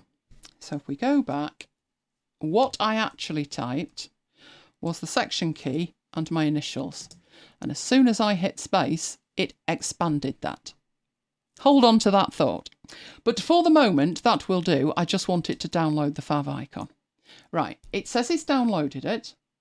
Obviously, I want to see it in my downloads folder, and it's actually already done that for me. So if I show you, we go down to the bottom, there it is. Now that was something I didn't have in Alfred. So that was a nice one that I thought would be useful.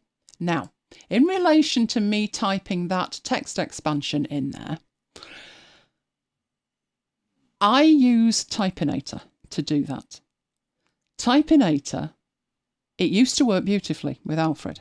And then I upgraded Typinator and it stopped expanding. And I thought, oh, good grief, it doesn't work in Alfred anymore. Well, the thing is, by default, it doesn't. People had told the developer they didn't want that. I got onto him and said, I do want that. So there was a dirty hack lying around for a couple of years, and then he decided that he would build it into the interface.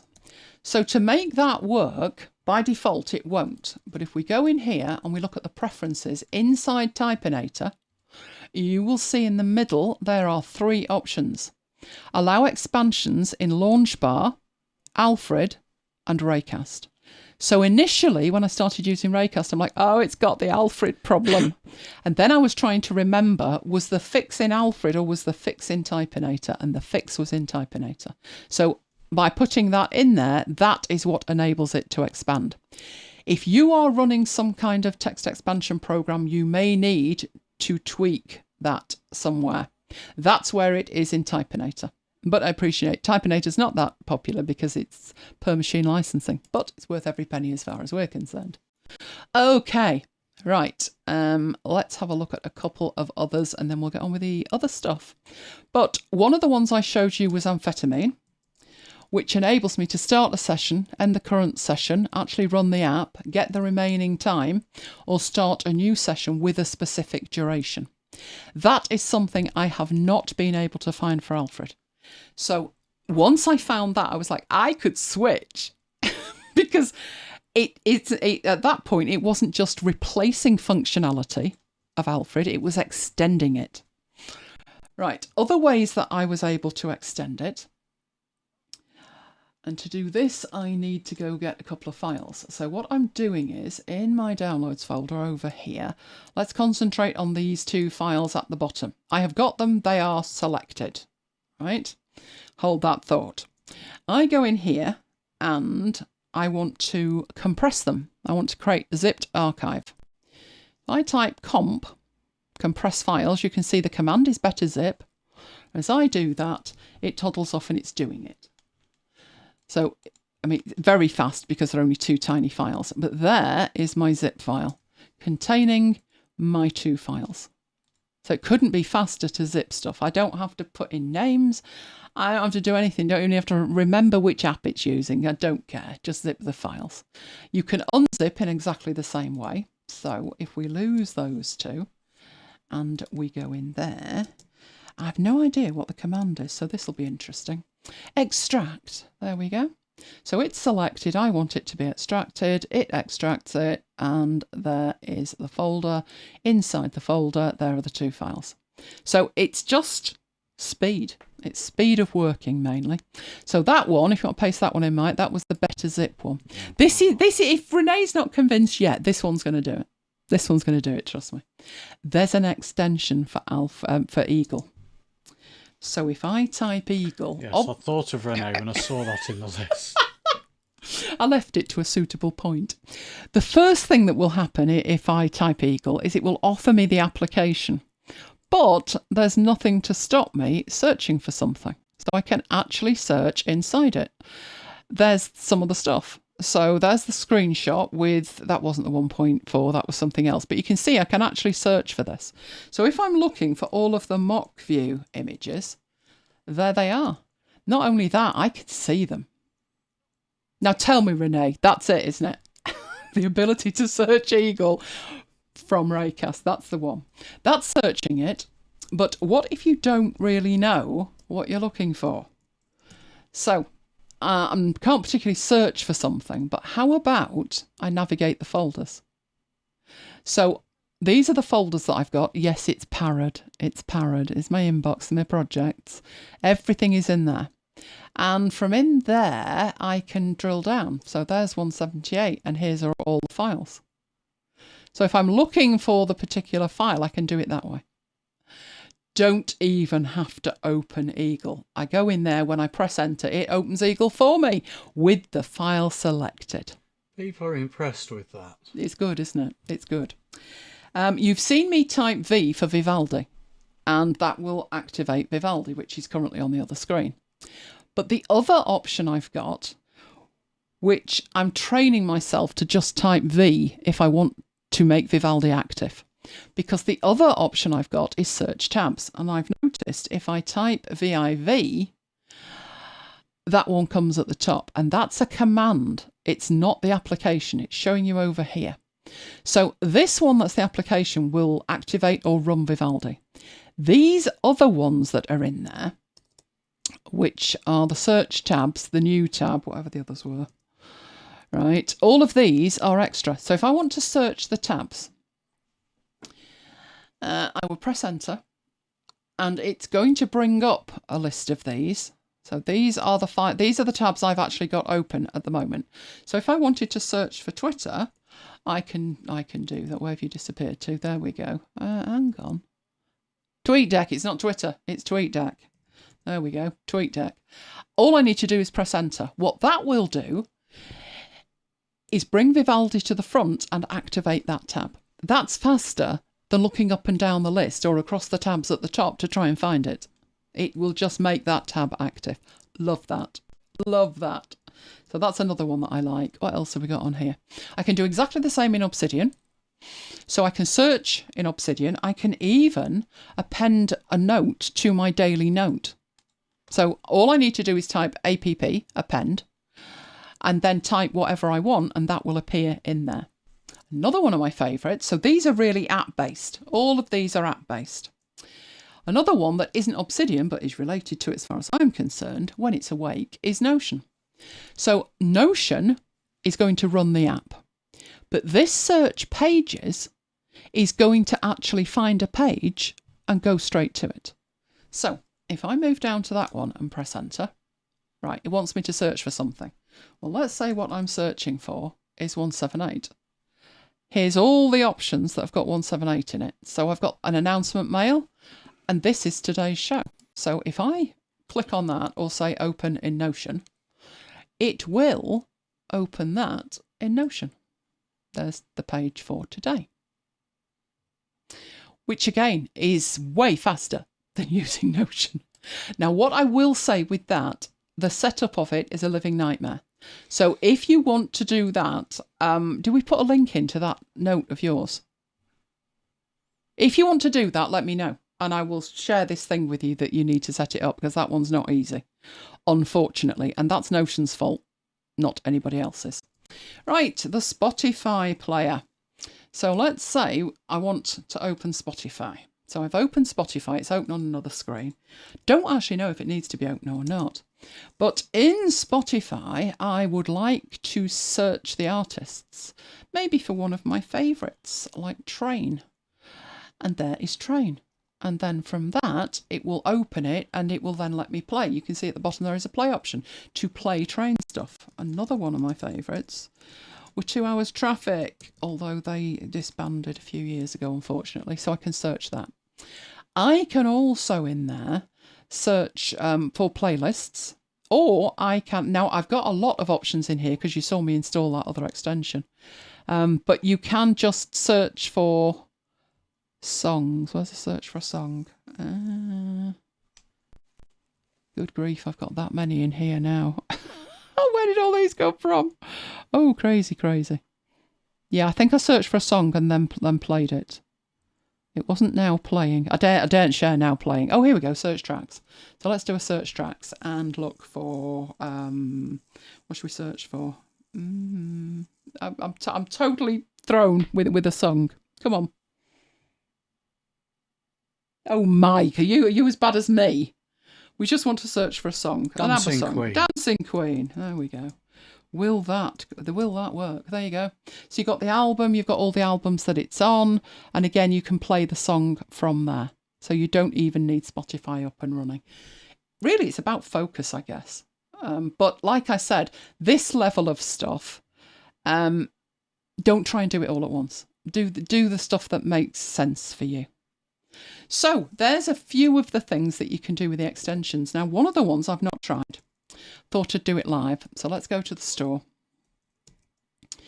There is a Premier League extension. Now, at the moment, United are doing quite well. Renault says Morrissey. No! My Spotify doesn't work with Morrissey. Don't you remember when Mike had to play it? That was bad. Right, I haven't installed this one, so I'm going to install it live. But now United aren't doing badly. You'd be okay, won't you, with that? It's not like City have got 93 points and United have got 58. Pathetic.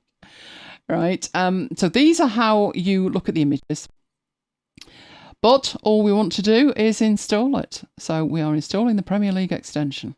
Right, in here you will see the commands. So there is standings, fixtures, results, players, managers, clubs. I wonder how up to date this is.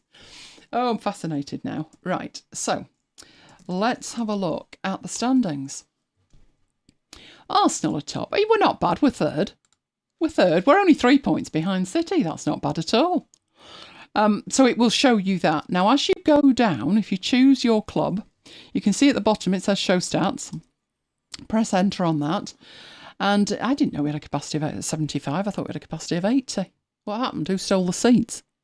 But you've got information. So it's telling you that what the stadium's called, what the capacity is, previous positions, whether moved up or down, recent results. Are you installing that, Mike? Haven't decided. That means yes, but he doesn't want to say so. Just saying. It even says next fixture, Arsenal, Sunday at the Emirates in London. Oh, he's liking that. What else can I do with that one? If it's not that. What's the fixtures? Is that everybody's fixtures? Well, it's lots. Date to be confirmed. There's a lot of those. But here's tomorrow. So Liverpool are playing Chelsea. I'm presuming that's on the TV. So if you are into your football, I think that's pretty useful. Because you would probably know who your team are playing. And for us, that would be on our calendar anyway. But if it's another team, you're thinking, I wonder who City are playing. That's a good way to find out, isn't it? Why are these to be confirmed? Are these the ones that were cancelled because the Queen died? Because with the greatest respect, the Queen wasn't playing anyway. But there you go. So there's just a few extensions that you can play with in Raycast. So, Renee, are you sold? I think you are, aren't you? I'm sold. Yeah, Mike's sold. He's sold. I just have to start using it. Let me know. It's muscle memory. That's why I say don't try setting it all up at once. Set it up in such a way that it makes sense to you. So what's important is that you have access to the features that are important to you, which could be completely different to the ones that are important to me.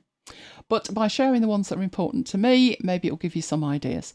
There are hundreds of extensions, hundreds of them. There's one for Tana, which I think Carol mentioned, and that was why she tried Raycast, so she was looking for that one. Right. Oh, Renee's absolutely sold. Fabulous. My work here is done. Launchers are great anyway, but Alfred, when they brought out the last version of Alfred, why is nothing moving? When they brought out the last version of Alfred, I thought, well, you've added great stuff. You've enabled developers, but where's the new features? It would have been nice if they'd have brought out the store with it, but sadly they didn't. Right, so freebies, onto freebies. This is one that will excite Mike, maybe. It is a New Year tracker. It is the tracker for the year in Excel format from Office Watch. I think they did one of these last year, but what's different this year is they've got a thermometer chart at the bottom. Who doesn't want a thermometer chart for the year so you can see your life whittling away? But, something like this can be incredibly useful. At the top, where it's got 2023, you can change the year as well. So if you wanted a year calendar for 2028, when we can fly again, Kim, 2028, you can do all of that. So you can get that from officewatch.com and the full URL is there. Mike will paste that in for you. You download it. You are downloading an Excel file so you can customize it as well. I like the idea that you can see the days. But doesn't it, when you're looking at that image, don't you feel that the weekends should line up? It looks odd, doesn't it? They're highlighted, but I think I'd rather that they lined up. But maybe that's something that you could change. But there you go, new freebie. Right. Oh, Obsidian. Right. Last week, we did the absolute basics, didn't we? Trust me when I say it's potentially a long haul to set up Obsidian. Now, it doesn't have to be. It depends on what you want. So it's potentially a long haul. Now, it's potentially a long haul because out of the box, you get to configure everything. There are a few things that are enabled by default. But because you wouldn't have any data inside Obsidian, you don't know what to enable and what not to enable and what the differences are. So that is potentially a problem. The onboarding If you are used to Evernote and you like having your handheld like Apple Notes, then potentially Obsidian isn't for you. It depends on what your expectations are and what you want to do. But we'll be taking a multi-week look at it, so by the end of it, you should be able to do everything. I do have lots of extensions and plugins. I think very carefully before I install them. So the ones I've got are very much hand-picked to do a specific job, but there's still quite a lot of setup involved. Even I didn't realise how much until I set Mike up. And it was like, well, you do this, you do this, you do that, right, you're done. And then Mike's like, but what's that? And then there's this, and then there's that. And I'm like, oh yeah. So I kept having to go back and say, oh yes, you need to install this or you need to configure that. So it's very much bring your own toolkit. What I would say is it's worth it. The other thing is the best way to start it is the way I did, which was Notion's down again, I see. I need something that's local.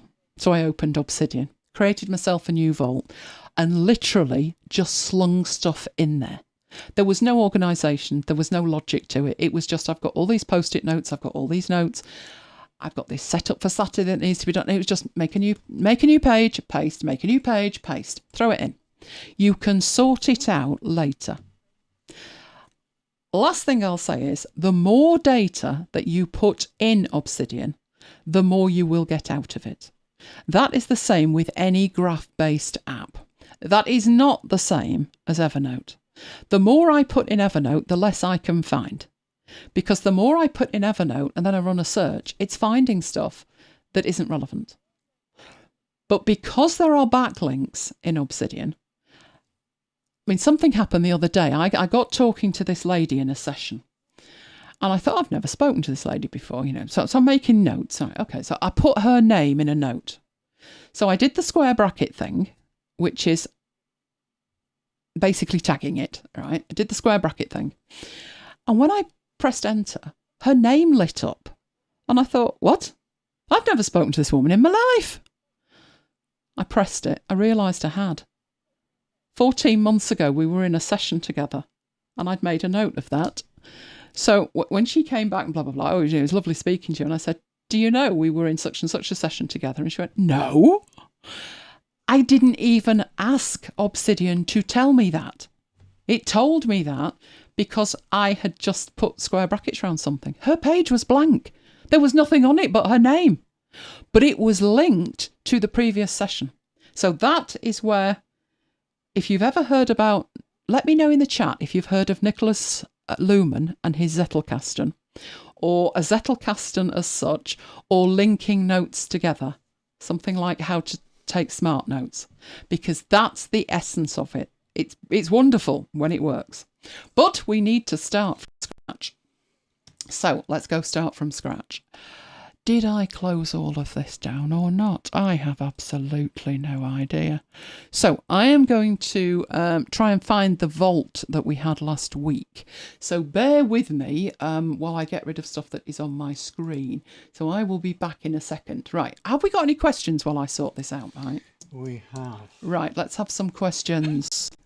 Go and find. While I try and find last week's blank vault. Not mine, that's overflowing with 3,000 notes. Patience says, going back to Raycast, could you set Affinity version 1 apps to not show without any issues? I know it sounds like a silly question. Yeah, absolutely. Absolutely, you can do that. So give me 1 second. I'm trying to get my Obsidian open, but I'm wondering what vaults are opening. Nothing. Okay.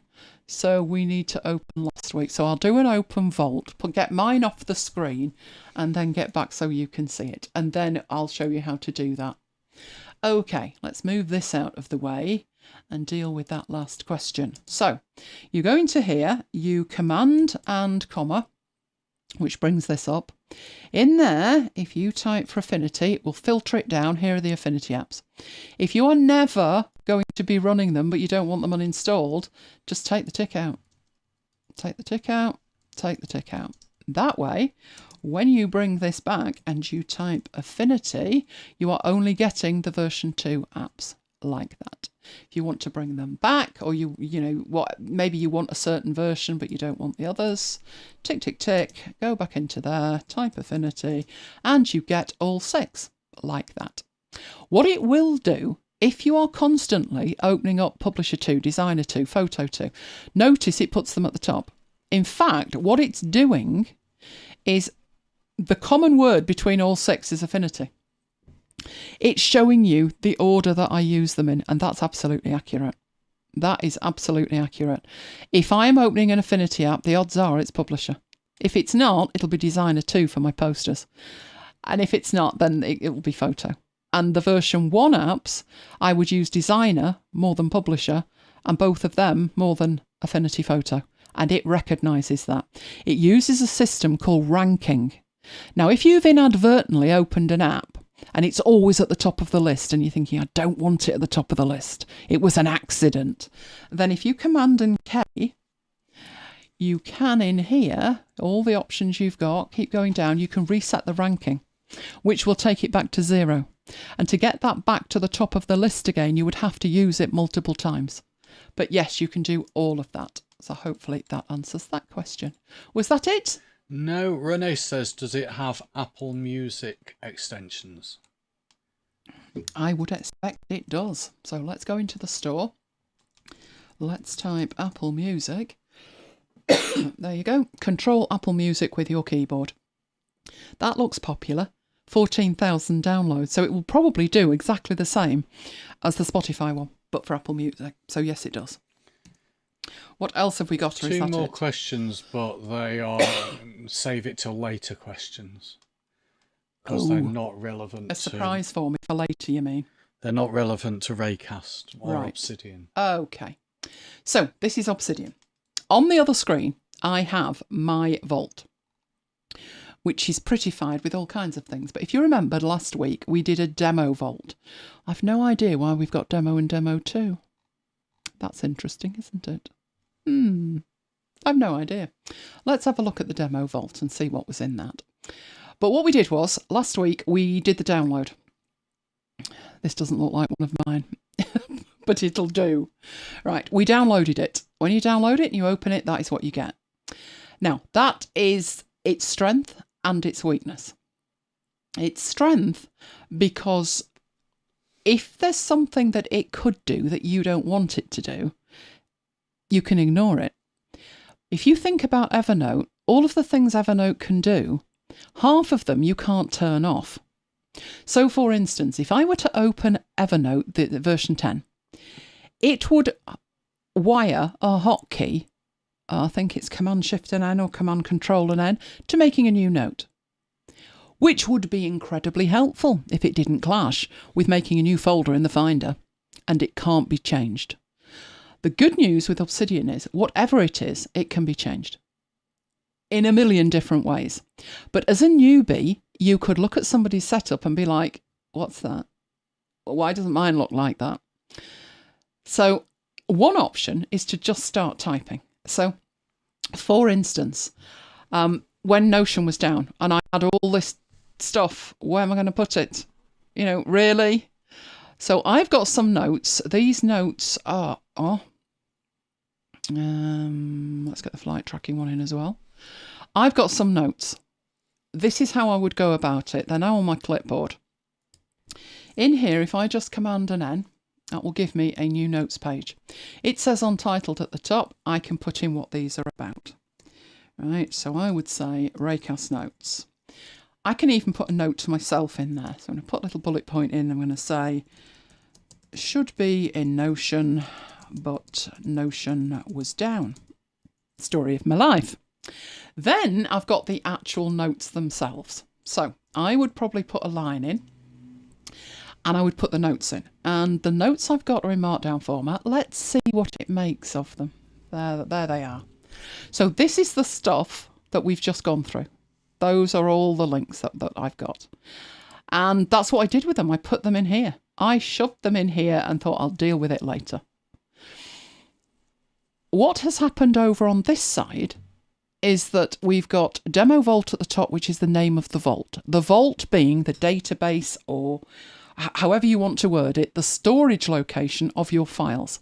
But remember that Obsidian is plain text based, and a vault has an unfortunate connotation with it that it's locked and it could break, and I'm never going to get back to it. You will. It's just plain text. So if we wanted to have a look at that, I would go into my Finder here, and you would see it's parad. This is an exception to para, which is video production. I want access to it straight away. But in the application support folder, I have Obsidian, and in there I have the demo vault. It's not locked in any way, shape or form. The inbox is a folder. It has the hello file in it, and there are the Raycast notes. If I double click on that, it's a markdown file. It can be read anywhere else. There's my text editor. There's the same information. Obviously, it's not quite as nicely readable in a text editor. You can see you've got the text of the link, but you can actually see the link. Whereas in Obsidian, it's rendering the markdown, so it's much neater to read and work with. But a vault is not necessarily something that's locked and hidden away that you've got to contend with. It's not. It's just a folder. Right. As I add things to it, you can see that they appear there. As I add more files to it, they appear over here in the files, and they appear as separate files in the vault. One thing to think about is whether you're going to be interested in where the files are or not. Because I see a lot of people sit there and they work with this thing open, as if it's the Finder. You don't really need to. I also know people who don't care where the files are. They just say, put them in the root, and they've got like 2,000 files in the root, and they are not concerned. They are not concerned about organising it and triaging it. They're not gardeners. They don't care. It just depends on how you work. We will talk about that down the line when we got the basics done. But at the moment, that's what's happening. That's where it would put it. Now, that doesn't stop you. If you are an organised person and you find Evernote limiting that you've only got one stack and multiple notebooks, that's it. You can't embed a stack in a stack in a stack.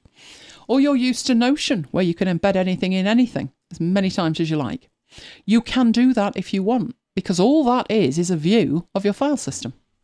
So if, for example, I wanted to create a para setup in here, I could very quickly do that. Add a folder.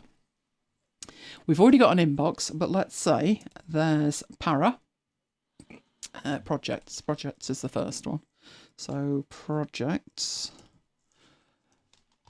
And then literally do the same again for the others. So, gosh, I've forgotten what the A is. What's the matter with me? Areas, of course, areas, and resources, and archives. And it's parad. Now, this file is open. We can see it. Where would this go? That would depend what I'm doing with it. So probably in the inbox. I can move that and this gets updated. Okay, you've put that in the inbox. No harm done whatsoever. If there were any links to it, the links would be automatically updated. So where something is in your vault physically is actually totally irrelevant. Put it wherever it makes sense to you. If this was me, probably what I would do is in here, I would probably have in my notes at the top, demo in, and I'm putting in some brackets, 2 square brackets. This is how I link to something. The something I link to does not need to exist right now. And I will go over this in more detail. I'm literally just showing you how this works out of the box. We've not done anything clever yet. So I'm going to demo it in, and what would that be? Well, it would be after hours 178. And that is what I mean when I say it gets a link. That is a link, but that page doesn't exist, does it? It's not over here. It certainly doesn't exist. But this is how that would happen.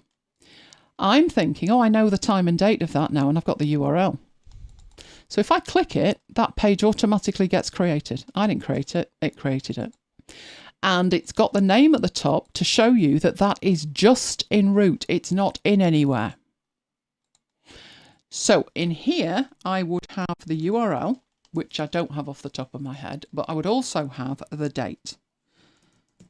So put that in there.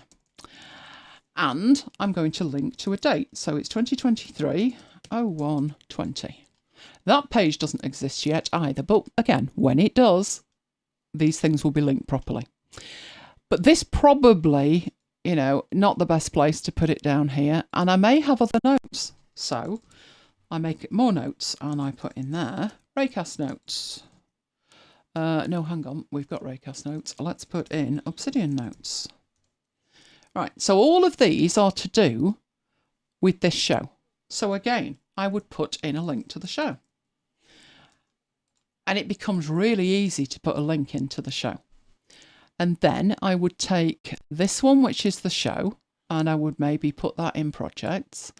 And maybe that would be in projects, and my Raycast notes would be in projects. But that looks messy. So maybe in projects it would make more sense, and I'll put this in the right place shortly, to actually put in MacBites After Hours 178. And how I organise something may be completely different to how you do. It's forgiving. Organise it however you want. So I'm going to put that in there. All of these are to do with that show. And all of the notes are getting updated as they go. So the beauty of this is, in there, which is my Obsidian notes, because I have this, I can link to that. And from here, I could link out to Obsidian notes and Raycast notes. However, not at the moment because there's no link, is there? But it's telling me there's 2 backlinks, so there's definitely something going on. This is where you have to start configuring it to work the way you want to work. But as long as we are all understanding at the moment that what we're looking at is individual plain text markdown files stored in a folder structure on our local computer. So there's the hello we started with. These are the folders I've just added. We open that up. There's a folder for the show. And within that, here are the notes that I've just created. Are we all okay with that? Do we have any questions on that, Mike? Carol wants to know which theme you're using. This one is just plain out of the box. So is it the minimal one? Or it's the default? I don't use this one. So we are about to venture in there, Carol, to have a play. Which is good news, isn't it? Right, let me get some of these notes. Where are the notes? Raycast notes, there we are. Right, and this is because I want to do some stuff like this here. So these are bullet points, but you can have these, because it's markdown, you've got your headings, you've got your text. There's nothing to stop you in here, and my shortcuts probably aren't going to work. But, or maybe they will. No, they're not. Right, you can convert these into to-dos and stuff like that. I will be using this file to show you how things change, that the entire look of it, as you go in and you configure it, because this is your plain starting point. You have a panel on the left. That can be toggled off. And a lot of people who don't care where the files are toggle it off. They don't care. Literally don't care. But that panel is also home to your search. You can search for tags, file names, the path name, particular words on a line, you name it, you can search for it. And the search is incredibly powerful and incredibly accurate. You can also decide that certain files are favourites and you can star them and they would appear in here. So that panel is doing multiple things. It's showing you the actual files, it's allowing you to search, and it's allowing you to favourite stuff. It doesn't stop there. That's the default of what that can do. But there's a lot of other things you can do to customise it, which we will see. But that is the left-hand panel. You also have a right-hand panel, which has other panels in it. So this one is linked mentions, and it's saying there's no backlinks in here. These are links to this page.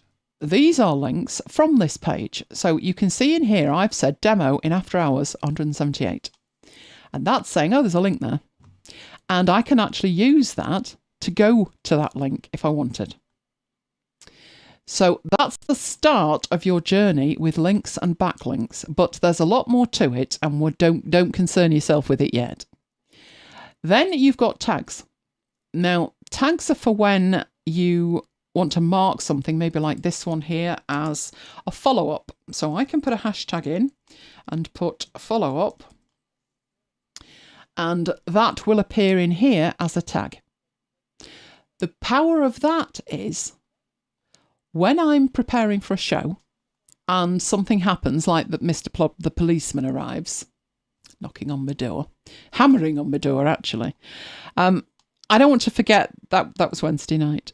So as soon as I'd finished, I came up. I always have Obsidian open. This is something Mike and I squabble about, isn't it?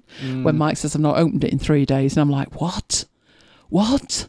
Mine is open constantly, and it's like a stream of consciousness from me on the daily page. So first thing I did, came up, I used a template to insert time and date, and then I made a few notes, and I hashtagged it, the week at MacBites headquarters _next. When I come to put the presentation together, I click on that, and it shows me up here every page and every line that has that hashtag applied to it. That's the power with the hashtags. But I am very frugal with hashtags. You will see me use pages like this one rather than a hashtag. If you're wondering why, it's because if I have information in relation to the show, the date, the URL, then I want it to have a page, and a hashtag does not have a page.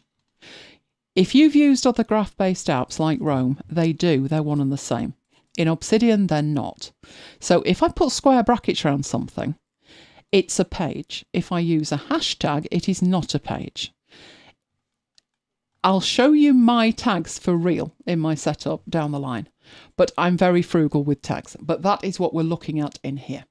We also have an outline in here. This is showing us the outline of everything that's in here, and it's using the headings to do it.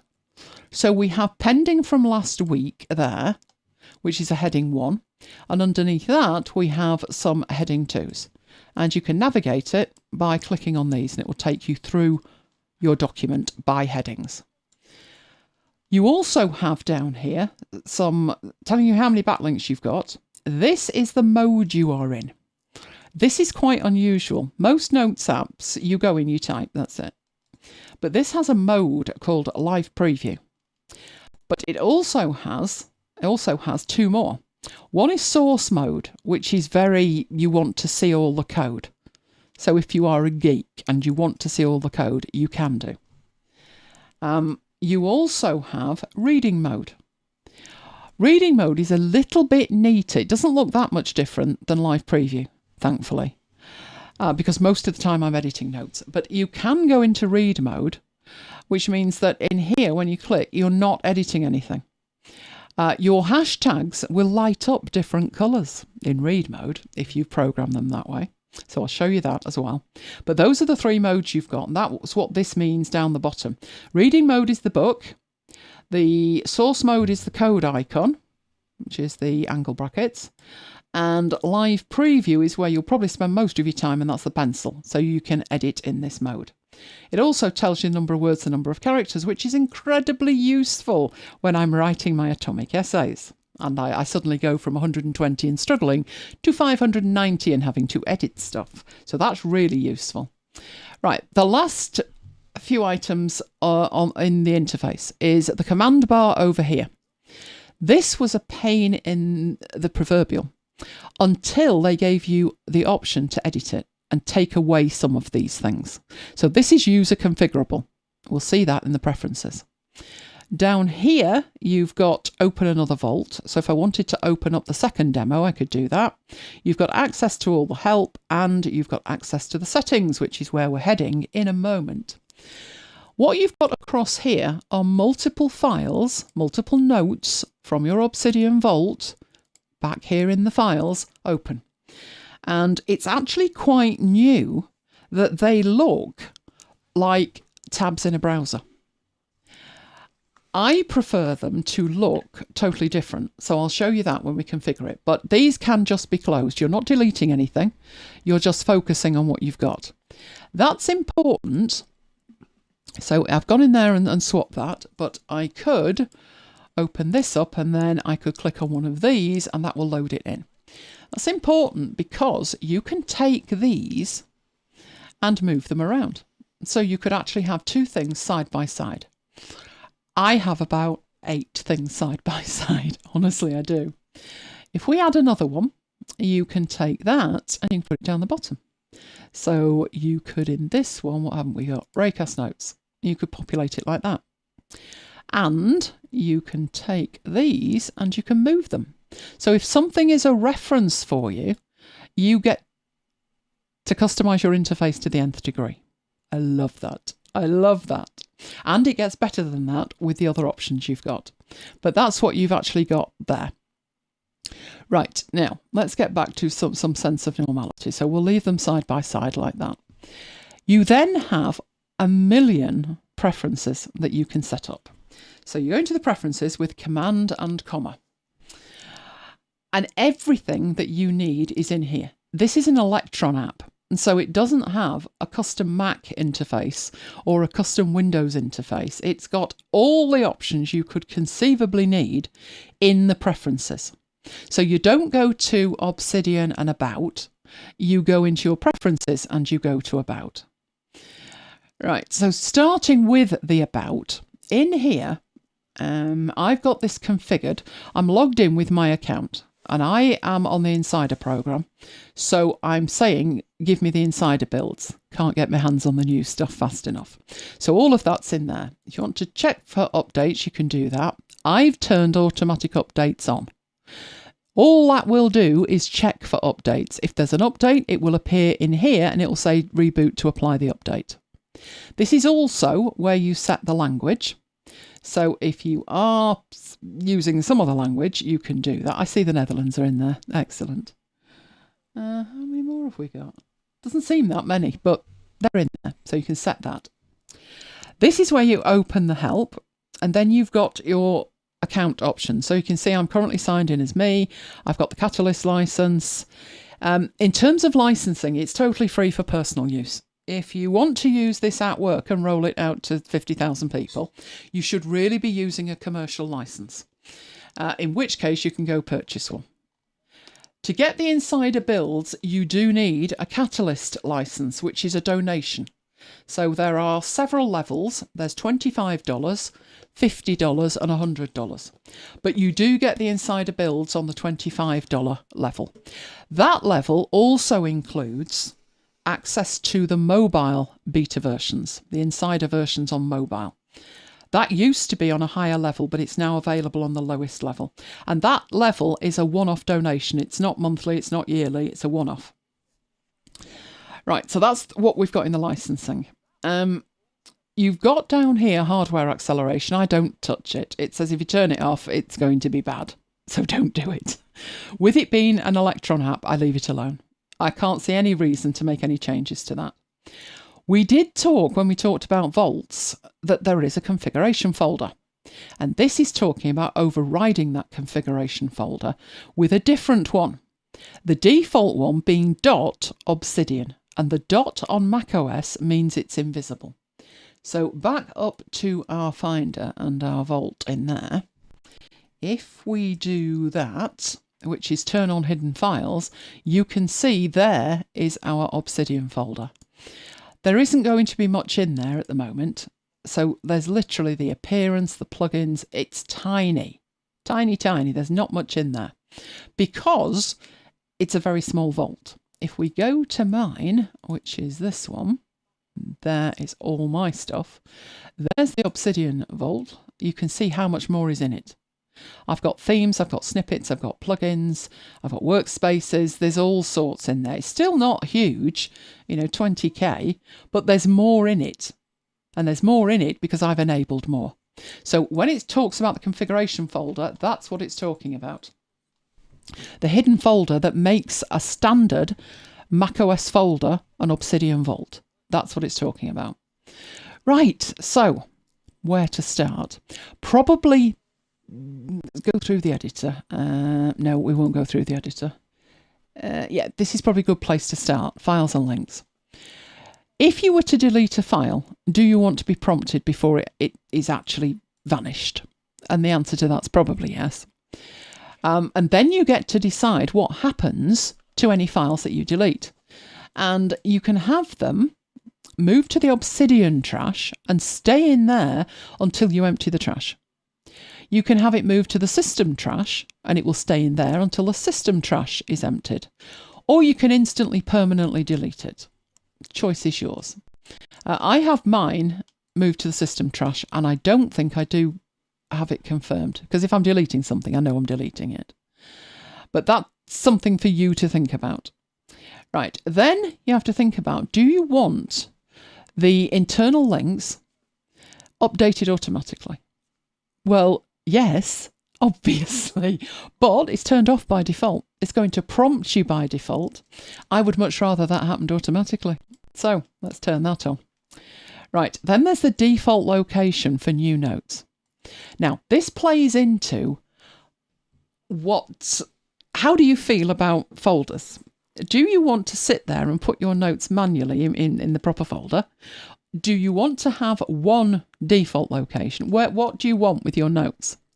Now, what I do is I don't have them put in the Vault folder. That would be in root. So what would happen is if I fold these up, you can see the only things that are in root are these 5 folders. That is how I want it.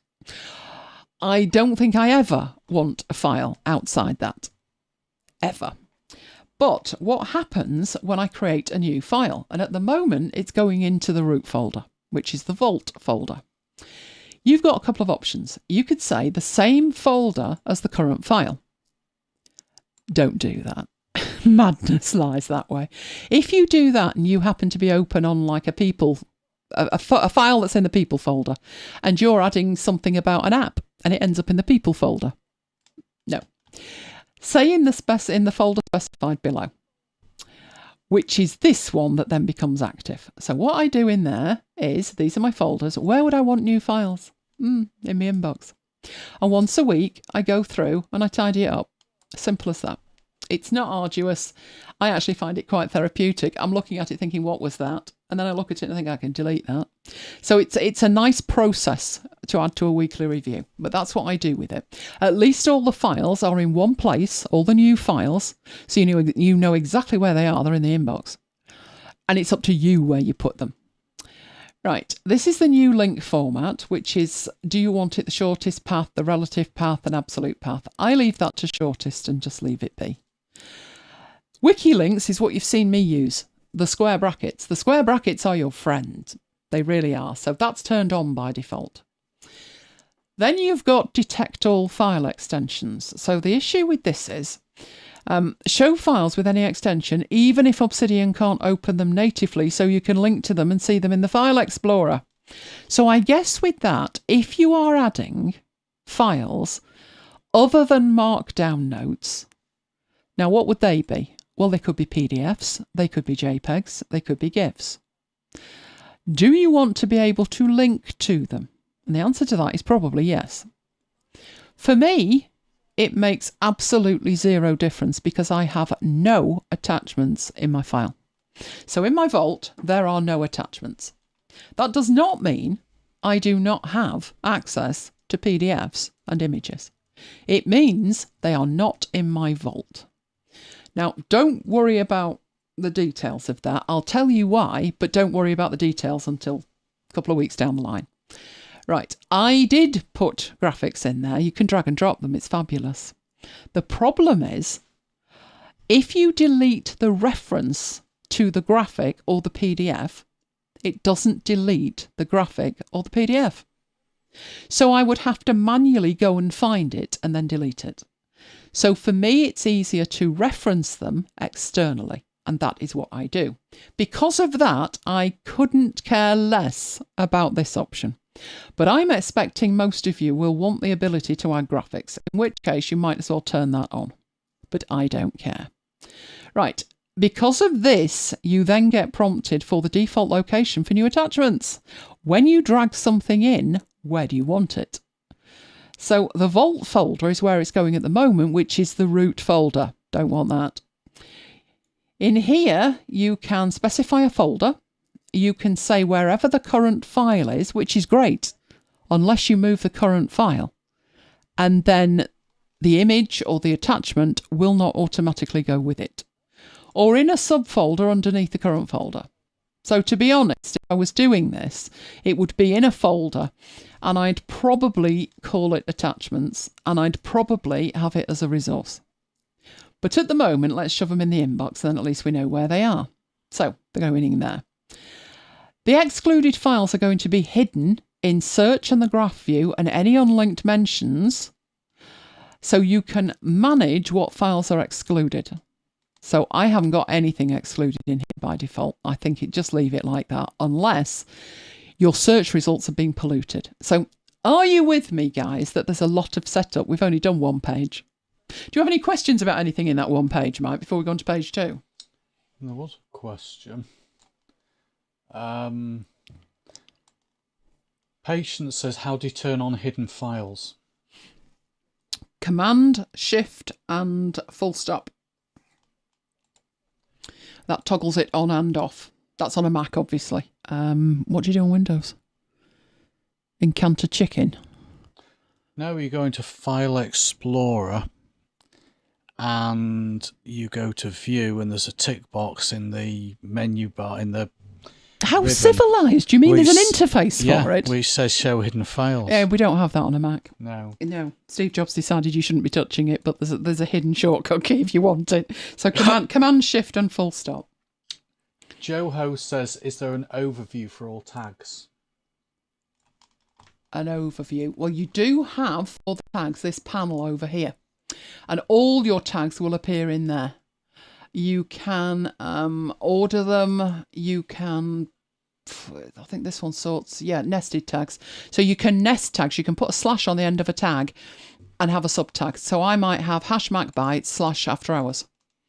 And you can expand and contract over here. So this is where you would manage tags. But there is a plugin for that, because there's certain things you can't do natively. But that's one of the plugins that I will cover. And Jammy says, I feel like I'm being stupid. I've got a Vault set up that's tapped into iCloud to share across my devices. Then I've set up a local one for my Mac. I can't seem to find the local Vault I've created. Do you know what it's called? If you know what it's called, just do a search for it. I would guess, if you've just done it automatically, Documents, probably. One option would be to turn on hidden files and search for a file called .obsidian, because that's only going to be in the root of 2 vaults. But that would be a good way to find it. What else do we have? That was it. Right, okay, we're getting on to what it looks like now. So this is exciting, isn't it? So we're moving on from files and links into appearance. Right, this is where you get to specify. There's lots of themes and things. It's exciting. You get to decide what it looks like. So the first thing you can do is change the base colour of the theme. So there are 3 options. There's dark, there's light, and there's adapter system. So dark is the default. I was working with the default, even though I didn't particularly like the colour of the links. So if you look at what the links look like in purple, I thought they're quite dark. They're all right when the page exists, which this one does on the right. This page does not exist yet, so it's slightly darker. I say this one is lit up and that one is not lit up, and that I found a bit dark. If that's your only problem, but other than that, you like the dark view, then you do get to change the accent colour. So instead of having it that colour, you could have that. You probably don't want it green, do you? But you could certainly have it a nice orangey colour, like that. Which would mean the buttons change, the highlighted options change, and when you go in here, that's a little bit clearer, but you can still see that this one is lit up. So if it's just the colour of the links, there is an option for that before you go any further. But let's take that back to the default purple. Right, I changed to a light theme because of callouts. Callouts are blocks that you can put in your content. You can put a title, you can have contents for it, and they are beautiful colours that, in my opinion, don't look as good in a dark theme. That one feature made me change to a light theme, so I just enabled light. That's probably like a nuclear winter to you now, isn't it? And you're blinded. Apologies for that, but that's what it can do. Right, then you've got themes. So the default here, I haven't changed anything with this yet. I've just got that set to default. It's the only theme that's installed. It's also saying here, current community themes, you don't have any of those installed. So for the themes, you go and find the themes. Now, just before I find the themes, I'm just going to show you in here as well that you can set the font. So you can have an interface font, a text font, a font for monospace work. You can change the size of it, and you've got this quick adjustment here where you can scroll and control and scroll, or use the trackpad to zoom in. You've also got down here advanced options and stuff, and custom CSS, which I have on my system. But the most important thing in here is probably the themes. So I'm going to hit the manage button, and that takes you out. It doesn't leave Obsidian, but it does load in all the themes that you can use. So if you know what you're looking for, if somebody has suggested that you use a certain theme and they've given you a name, then you can search for it. So one of the most popular is Things. And if you use the Things app, this makes it look like Things. So it's pretty. It's pretty. All you need to do to install it is click on it. It will show you a preview. So there's a light version and a dark version. Shows you the features here, shows you what it supports, because this is where it starts to get hairy scary. You could have a theme and then install a plugin, and then find that the theme doesn't support the plugin. So I don't bother with themes. Couldn't care less. I've tweaked it. I've tweaked the default fractionally for coloured headings, and that's it. And that way, there's nothing to break, nothing to see move along. But you could do that if you wanted to. So how you would do that is you hit install and use. It installs it, and it says it's now using it. So if we come out of there, you can see this used to be purple, now it's blue. If we come out of there, you can see this looks very different in here. Also, if you were putting in, let's get a call out in there, insert a call out. That is again very, very different. So that's what a call out looks like. And it's those that made me go to a light theme. So that one's a note. You can see in there it says note. If I change that to bug for a bug report, it totally changes the colour and the icon. So that's what a call out is. I will show you that down the line, but that is why I changed to a light theme, because they look way better on a light theme. But they will take precisely what they look like from the theme you have installed. So that one was the Things theme. Let's, no updates to it. Let's manage this. And this other one, this minimal one, is probably the most popular.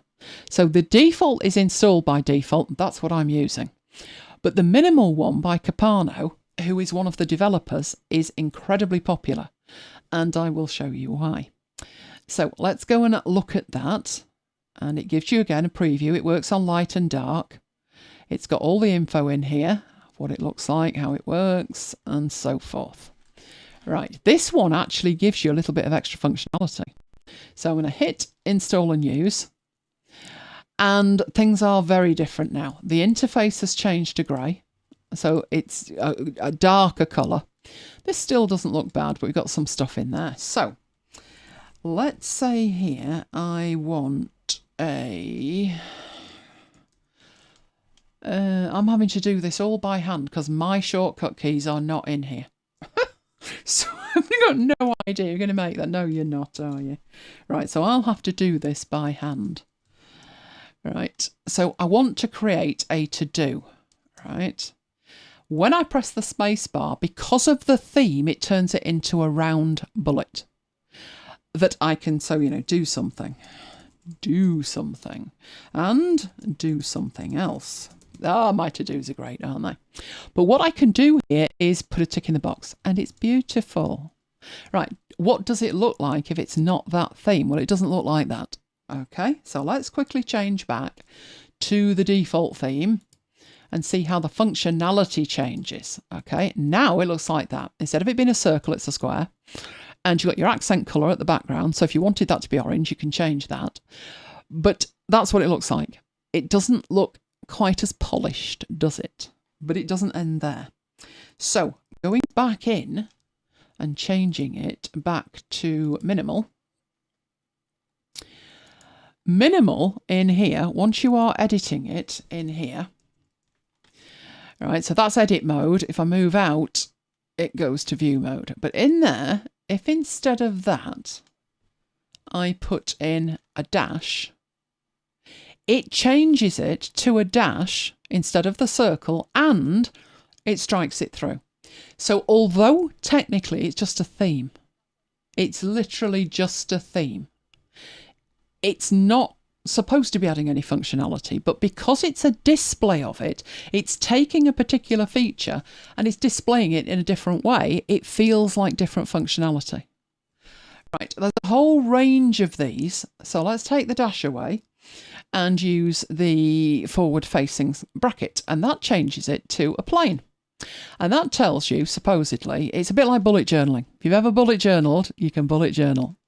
That's telling you, yeah, I didn't get that done today. I've moved it forward to tomorrow. I think you can go the other way as well, like that. And that says I've put it on the calendar. And it's a tiny icon representing the calendar. So that feels like really nice functionality. Was there a slash in there as well? What did that do? You've half done it. It's beautiful, isn't it? Do I use it? No. Because I would have to use this theme, which I don't dislike. But it feels like if I ever want it, they could make a change at the system level that breaks this. And I'm not up for that. I'm really not up for that. So while it's beautiful, I've got to have that theme. Go do it. But bear in mind, it's not built-in functionality. It could break tomorrow. Luckily, the guy who made the theme works for them, so he'd probably fix it. But you see what I mean? So some people go and they load up a million things into Obsidian and then wonder why it's broken. That's probably why it's broken. But it's just something to think about. I mean, I do think they're beautiful. I would love that rolled into the core of the app. But at the moment, it's a theme that's applied to it. But that's what you do with themes. Now, we did have a question before from Carol about themes, didn't we? Yeah, which theme were you using? Mine was the minimal theme. If I was using something else, the reason for me to use something else would be something like this minimal one, where it's giving you extra functionality. It's not just about the look of it. But for some people, it's very much the look of it. Solarized is a popular one. There's usually a solarized version for virtually everything, every app. Text apps, the lot. So some people love that, but it's gentle on the eye. I couldn't look at that all day. But again, your mileage may vary. So there are some weird and wonderful ones in here. I think some are inspired by games. I mean, the pink cloud one, this is not going to work for me. Pink topaz. No, definitely, absolutely, categorically not. But, if you're looking for something specific, one good use for them is if you are writing and you use one theme, and when you're editing, you use a different theme. But most people either go for something way out, or they stick to fairly plain. And I must admit, I stick to fairly plain. I'm not averse to changing things with styles, but I'm not just changing stuff for the sake of it. I mean, this one is supposed to be Christmas. Oh, hang on. Didn't click the right button. Let's get the Christmas one. I didn't even change it at Christmas, and I love Christmas. But no, I couldn't. No. Although the snow's quite impressive, isn't it? I don't know if that's coming across properly on YouTube, but it's got snow.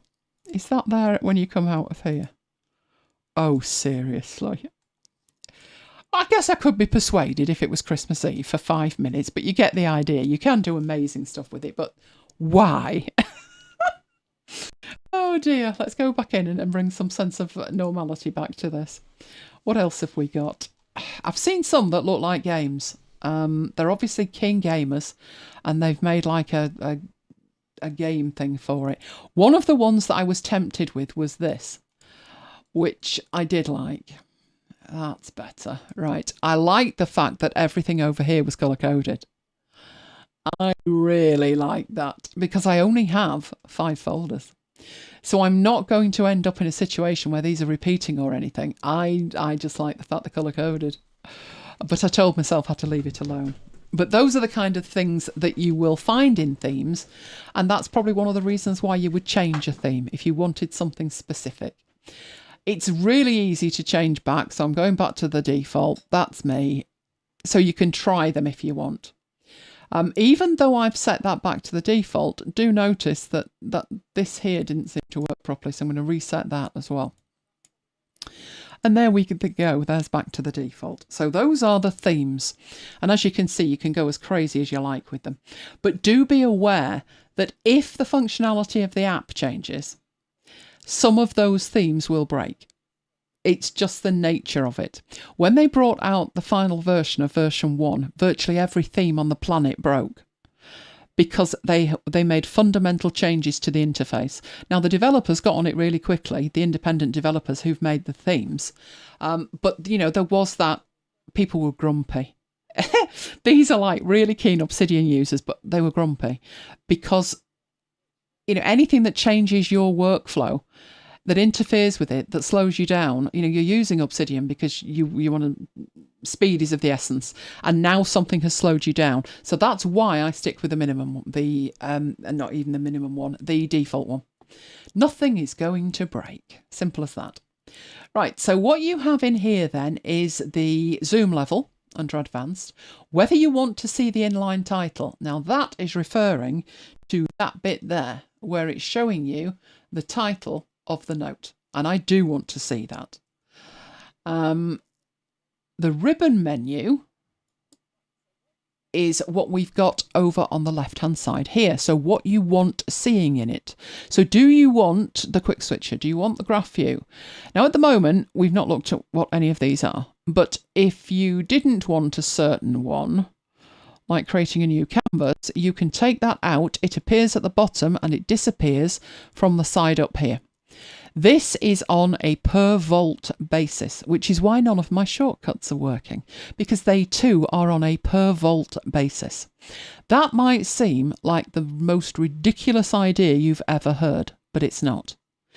Any changes that you make to the view that you've got, the shortcut keys that you use, is written back to the volt, so irrespective of which machine you open your volt on, you can just be up and running in seconds. The alternative would be that you would have to carry your settings with you like a sidecar file, and it would drive you mad. So all of your settings are in the vault, and that's why they're in the vault. What else have we got? The tab bar title is up here in the tab bar. So do you want to see that or not? You then get an option for native menus. So I'll show you if we can see a menu. Right, that is a native menu. So I've got something selected, and that is a native Mac OS menu. I'm not sure why that's the default, because if I turn those off, so where's my native menu thing gone? Right, now let's turn those off and go back. I actually prefer that. And I also get some extra options to search and extract stuff. So you get different options depending on where you are. But basically, I like the little icons next to them. And I get extra options. So I would always have that turned off. It was turned on by default with version 1. And I left it alone. And the only reason that I changed it was we were working through some screen captures in a group that I'm in. And I said, I haven't got that option on the menu. Is it because I've got these native menus. Anyway, I switched it back to that and I thought that's much better. But I never found the menu option that was missing. So it was clearly deprecated. But I personally have turned off. And what else have we got in here? Translucent windows. No, because it's going to slow the Mac down. Can we see a quick preview of what it looks like? Yep, don't need that at all. And whether you have the frame hidden or shown. So if I show you the Obsidian frame, you need to relaunch for that, but let's do that. It's having a think about it. There we go. So that looks different, or it will do when it's finished loading. We've now got the Obsidian frame around it. Now, I'm just checking on my Vault. Does that put it on both of them? I do believe it does. The reason that I don't have that enabled is if you look at it, you've got your Mac buttons up here. You've got nothing but acres of space over here. So to me, that's a waste of space. There's absolutely no reason to have that enabled like that. So that one, no, I wouldn't do that one. So we were in appearance. We were down here. And my other option was a native frame, which is going to make it look like a Mac app or a Windows app, or hidden, which I'm going to go for. So I much prefer hidden on that. I actually tend to leave Obsidian open in a separate space. So I take it full screen and that automatically puts it in its own space. So if you're wondering how that works, if we're in here, and it should be able to do it by that, shouldn't it? Right, that is now in its own space. So if I do that, it's showing me that I've got desktop 1, don't jump, that I've got desktop 1 and I've got Obsidian. So what that means is, I come out of that, there's Obsidian, but I can go back to my desktop and I can use one shortcut key and Obsidian slides in from the right hand side. So I either have it open in a sidebar next to something I'm taking notes in, or I do this with it and I flick backwards and forwards, and the key on a Mac for that is Control left and right arrow. So that left takes me back to desktop 1 and right takes me into desktop 2, which is Obsidian. If I want to come out of that, then I just come out of full screen view. I have no idea what the shortcut key for that is, would love to know, but Function F does absolutely nothing, but never mind. That's how you come out of it, and now I've only got one desktop. So if I use the up key, you can see I've got desktop 1 and that's it. Obsidian is no longer in an open window. Hopefully you're seeing this. I have no idea what YouTube will make of me doing that, but fingers crossed. Right, so at that point we've done the appearance. You'll be grateful to know. Hotkeys, there are hotkeys for absolutely everything and it's genius. So I have a whole range of these set up myself. They are very custom to me. There are reasons why I've used what I've used. So bullet points, for example, I have to make a bullet. So let's put in how I would do that. Right. If I want to create a bulleted list, there is no shortcut key for it, which means I've got to jump through hoops. So having a shortcut key would be a great idea. So you click the plus, you click in there and press the hotkey, which for me is Command, Option and 8. This one over here, the cycle bullets in a checkbox, also doesn't have a shortcut key. But if I go into it, I think mine is Control and Enter. Right, so I've created 2 shortcut keys for that. So if I come in here and I want to create a bulleted list, I've got 2 ways of doing it. I either put a dash and then press space, and that's bullets. So that's bullet 1 and that is bullet 2. But I could have some content already. So this would happen if I'm bringing stuff in and it isn't formatted. And I need the formatting to be really quick. So I select those and that's when I use my shortcut key. And that will format them as bullets.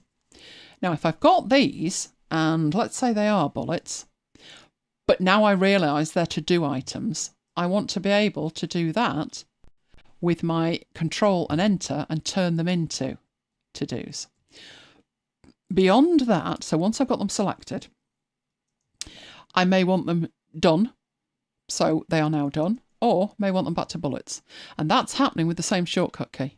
In my case, I've made that Control and Enter. So it's a bulleted list. It's now to-do items. Now those to-do items are done. So the shortcut keys, to me, are where the power of the app lies. But it's very difficult to just take somebody else's shortcut keys. It's what works for you. So I have, for instance, to close this panel and to close that panel, I use the same shortcut key as I would use in Affinity Publisher, Designer and Photo. And it makes sense to me. That's the shortcut key to close the panel on the left and the right. I use it in my browser. I use the same shortcut key everywhere. But if you use a different one in one app, maybe you need to use that shortcut key. Happy to share my shortcuts if that's any use to anybody, but that's the rationale behind it. Right, what else do we have in there? So that's all the shortcut keys, and there's a shortcut key for everything. I love that. I absolutely love that. Right, we need to get to the point today where we understand core plugins. So before we head off into core plugins, are we all okay with everything we've seen so far? Got any more questions? No. Okay. Right, there are two types of plugins for Obsidian. Now, it can do quite a lot out of the box. So you've seen me throw notes in, you've seen me create links between the files, you've seen me move files. There's a lot that it can do. Some of the core plugins are enabled by default. The other type of plugin is community plugins, and the community plugins are, as the name implies, built by the community. The core plugins are guaranteed not to give you any grief. So if we look at the list of core plugins, you can see some of them, quite a lot of them, are already turned on. Some of them are not. Now, by contrast, the community plugins is a different business. It warns you that community plugins are like any software you install, and they could cause data integrity and security issues. They acknowledge that security is important to them, and this is what they do. So anybody who wants to create a community plugin has to have an initial code review. The plugins have to be open source on GitHub, so if you're that interested, you can see the code yourself. Then there is a peer audit of the plugin, and there's a report mechanism if you encounter any problems with it. Now, they're telling you that, and they're giving you a link to more information, and finally you get to turn on community plugins if you want to. I would say the community is so robust, and it's a wonderful community as well, that I have no problems turning that on. That security, no, I'm not bothered. I'm really not bothered. I'm not putting things in Obsidian. I guess there's 3 levels of stuff. There's stuff I don't care about, look at a note that I've got on today. So on my real note for today, I've got the fact that it's day 14 of Ship 30, that the book I'm reading, I actually finished it this morning, is The Black Art of Killing by Matthew Hall. What I watched, I was catching up on a series that I enjoy, In the Footsteps of Killers, so I finished that. At 5 o'clock, I had a Captain's Table Mastermind, and at 9 o'clock, I'm presenting MacBites. So there's no reason that you could not see that. The next level is stuff that I probably would rather people didn't see, which is more likely to be my opinion of something, which can be quite brutal, can't it, Mike? Mm. The final level I would never put in there anyway. I am not putting passwords in there. I am not putting bank details in there. That belongs in 1Password. So this level of security for the community plugins, at best it would be embarrassing if anything got out. But, probably not for me, because I consider my opinion totally accurate. But I would probably, what should we say? Common decency. Maybe not share that opinion of somebody. But I have no problems turning that on. But we're not looking at that until next week. We are looking at the core plugins and which ones you would have on or off or whatever. So the first one, they are in alphabetical order. The first one's the audio recorder. There is the ability to record audio and save it as an attachment. It's off. It's off by default. What we're looking at here is the default, because this is a new vault. It's off by default. I am not turning it on. As far as I'm concerned, Obsidian is for text. That's it. Unformatted, markdown text. You might say, well, you've got this audio recording, what are you going to do with it? I'm going to run it through Otter, and then I'm going to have a transcript, aren't I? Guess what? That's text, and I'll put that in Obsidian. So I am never recording audio, never. Right, backlinks is important, and as far as I'm concerned, why would I ever turn that off? But this is the one that's turned on, and you can see here there's a cog to get you to the options. So what this is saying is, do you want to see the backlinks in the documents? Now, we have some files in here, and by default, the links are available. Let's put it like that. You go in here, you can see your links. You can see your links there. Right, but they're not actually in the document itself. And I do like to see that. So at the bottom of every one of my notes, I have a linked mentions section. And it totally changed how I used Obsidian. I didn't notice that option was there when I moved from Rome. And Rome had the mentions at the bottom. And I was using these panels. And I thought, it's not quite as integrated, but it'll do. But turning that option on, I found useful. Your mileage may vary. So if I turn that on, is it not happening unless I reopen stuff? Oh, it should be. I don't know why it's not. Do I have to turn them on because these pages have already been there? I'm going to go menu blind now, aren't I? And scoot past it. Backlinks in document. There we go. So it looks like this. It tells you that this page is linked to by the Obsidian Notes page, and that's the actual text that's linking. The Raycast Notes page, and that's the text that's linking. And I can choose to go to the Raycast Notes and have a look at them. And the bit that's lemon and lit up is saying this was what you clicked. This was the link to the previous file. Or I can, if you hover over that and you press the command key, you get a complete preview of the page it's linking to. Love that. And you can click there and go back. So I do turn that on. I turn it off for specific pages, but it's on generally. Right, so we were back in our core plugins. The canvas, I will show you the canvas in the future, but the canvas is like OneNote. It's an unlimited area that you can throw your notes on. So think of your desktop, your physical desktop, and a collection of index cards. And you throw them on the desk and you move them around. And you add new cards and you stick post-it notes on there. That's what you can do digitally. That is a brand new feature. It's only been out about just before Christmas. It was a Christmas gift. But it's on by default, so it's clearly important to them. So there are a few options that you've got. What the default behaviour is for the mouse and what you want to happen if you command and drag, and whether you want to display the card label and so forth. Whether you want it to snap, you get those options. Then you've got the daily notes. That is actually turned on, so you can create or open a note with today's note. That's important, but we'll look at it when we come to actually putting data in here. I live in the daily note. You might think, no, you should have a note for each thing. But the problem with that is then there's friction as to where do I put it. And now I've got to stop and think, where should that note live? And where it should live today, while I'm filing it, is doubtless going to be incredibly different from where I would expect it to be when I'm searching for it. So I don't bother, I just put it on the daily note.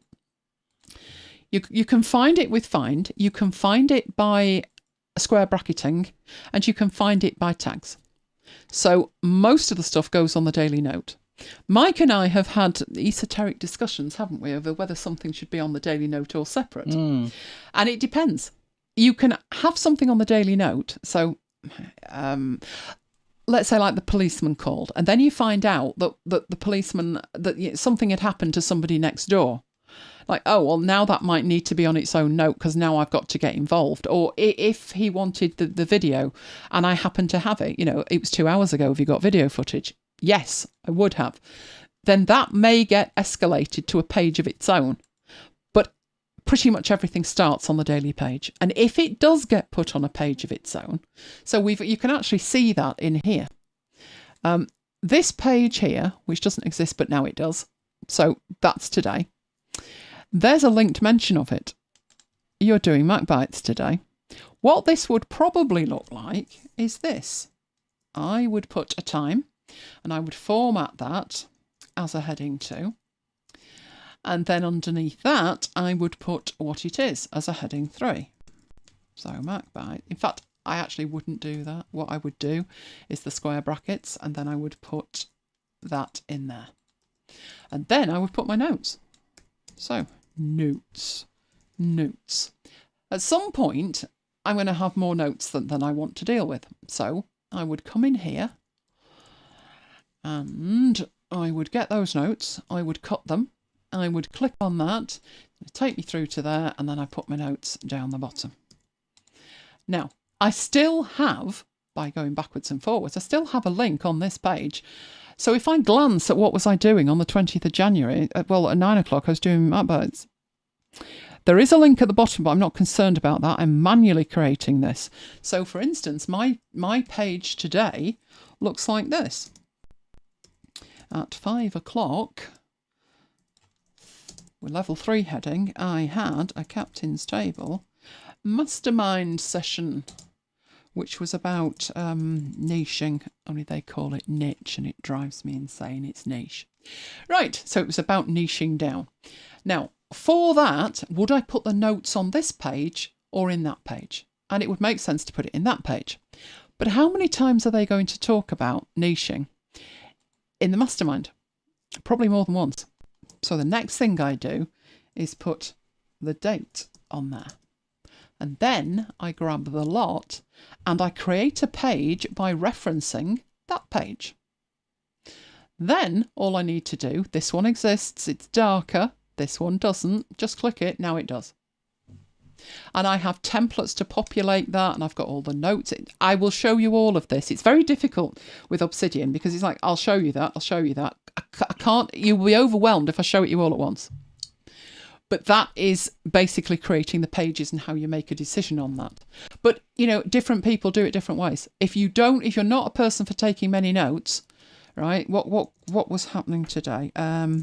We need to check out the new Lean Writing course. And that was in Circle. So there's a to-do item for me. So make that a to-do. And what else do I need to do from that? Make notes from the replay. Make notes from the replay. When it's posted. How many F's in from? Right. Oh, I've lost the ability to type. There you go. So if that's all there were, then maybe I don't need a separate page. But when I make the notes from the replay, then maybe I do. So that's how things get built up, and these links at the bottom are incredibly useful. If you go through to this, you will see that that is linked to from the daily page. If you go through to that, that is linked to all over the place. The daily page, the Obsidian notes, and the Raycast notes. And this is why it doesn't matter where the pages are. It literally would not matter. That link would still work. So if we take out this Raycast notes and we shove it down there, are you going to be shoved down there? Let's put it in the demo vault at the bottom. All right. So let's go through to that page. Let's go through to that page. Let's go through to that page. And it doesn't matter. Nothing broke. Everything just updated. Which I love. If you think about Evernote and you put a link into somewhere, good luck if you move anything. Right, so let's go back and look at these. Question from Patience. Okay. Is the settings cog on your Canvas a Catalyst license feature? Hers and Jammy's are not showing that option. What version have you got installed? If you go to the About, what have you got installed? Because the Canvas was released. It was a Catalyst feature for maybe 5 or 6 weeks, but I think it should be available in 1.1.12. So just check for an update. And if there's an update installing, it should be there. As far as I can remember. Has anybody else confirmed that they do have it and they're not a Catalyst user? It should be there, I'm sure. Right, what else have we got? That's it. Right, so I'm back to these core plugins. So the command palette, we should all be used to a command palette. I've been saying for 10 years it's like Alfred inside an app. Well, now it's like Raycast inside an app. So that's enabled, so it's on Command and P. And that is Obsidian's very own Raycast. So if I want to do something and I can't remember what the shortcut key is, then I come in here. It will let me filter, so if I wanted to do bulleted lists, you can see these were the two commands in relation to bullets, and my shortcut keys also come through. It's genius. I love that. Absolutely love it. Right, what else have we got? Do you want to see the files and folders in the vault? If you don't, just turn them off. And then it doesn't matter where they are, does it? Of course, that way you might lose something, but it just depends how you want to work. If you are importing stuff from Rome, you may need the format converter. Mine's off because I've imported my Rome settings to another Obsidian vault, and it's dealt with. If I need to refer back to it, I open a different vault. And then at the point I now need that information, I copy and paste it into my vault. And I make a note in the other vault that I've exported it. The graph view we've seen. You saw my graph view, my real one. It was amazing, wasn't it? Right, what we'll do here is the graph view is turned on. It should be Command and G. This is much easier to understand. What we're doing is visualizing the links between the notes. So you can see here that in After Hours, it links out to the Obsidian notes, the Raycast notes, and it's on Today. And Today is linking out to my mastermind group earlier today. But Hello is linked to nothing. That's what the graph view does. I don't use it that often. I think the graph view for a particular page is more useful. So what I mean by that is if I go to After Hours and I use the three dots, I have the option there to not use the full graph view, but to see the graph, and I'm frantically looking for it, a local graph. So it's not the full graph of your entire vault, it's the local graph in relation to this page. So if you're wondering what's related to this, you get that in a separate window, which is kind of cool. That is kind of cool. Also, over here, if I go there to a different page, the graph view over here updates. This is now representing this page. You can tell that because at the top there, we have a link, and we have a link there, which is telling you that those two tabs are linked together. If I navigate over here or I navigate over here, both sides of it will update because they are linked, which again, total genius. Total genius. So the local graph is kind of handy. The big graph depends on how many notes you've got and how well structured it is. I wouldn't particularly jump into it, you know, for like, oh, I've got half an hour. I think I'll pleasure myself by going into Obsidian and admiring my vault view, no, my graph view. No, I wouldn't particularly do that, but some people do. They love it. So it depends, doesn't it? Where have you just disappeared to? What did I do with you? Helps if you hit the right key, doesn't it? Where have you gone? There we go, back you come. Right, so let's go back into there. We were up to graph view, weren't we? Note Composer allows you to split notes, merge notes, and refactor notes. It's on by default. You'd have to see that to see it working. I don't think it's a big deal. I guess it depends on what kind of stuff you're putting in there. The outgoing links we've seen. These are the outgoing links at the top. It's got the incoming and the outgoing links. We've got a page preview, which you've seen. That is when you hover over something and you press Control or Command on Mac while you're hovering, and it gives you a preview. Obsidian has the option to publish your content. So some people build what they call a digital garden, which has most unfortunate connotations in my mind. But they build this digital garden and they publish it. My notes aren't for that. My notes are scrappy stuff that that I've made from sessions, or I'm working on demos, but they're not really the final thing. The final thing that I would produce, so if we go back to code, if you remember the second brain thing, you're capturing content, you're organising it, you're distilling it into something new, and finally you're expressing it in a different way. Well, I would make notes and I would distill that into a video or into a demonstration on After Hours. And that's the output. It's not just, oh, I've made some notes, I think I'll publish them. My expression is something entirely different. But some people just publish the random notes.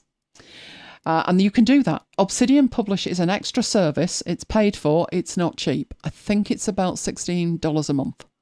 I have absolutely no need whatsoever for that. So that's just turned off.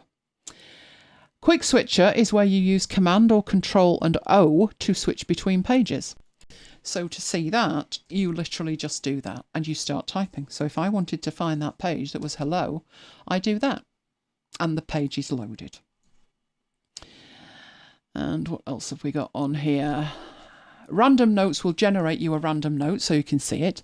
A lot of people use that if they've got a vault for education, and it's tantamount to spaced repetition, where a note comes up and you can mark it as like, yes, I understand that, or no, show me that more frequently because I don't. The slash commands are where you can, so it's off at the moment, but if you go in and you want to put something in, like a bullet, you can do that. So that's toggling the bullet list on. So it's exactly the same as Command and P, it's just that you can use the slash key, which is great if you're coming from Notion. We've also then got slides. Yeah, you can make slides. Don't do that. That's what PowerPoint's for. But I have heard people argue that they've got notes and they don't want to take the time to make a PowerPoint. Ooh, that's controversial, because would you take notes in PowerPoint? Probably not. So why in name are you trying to present from Obsidian? Just asking. But people do. It's off. It's never happening. It's never happening, trust me.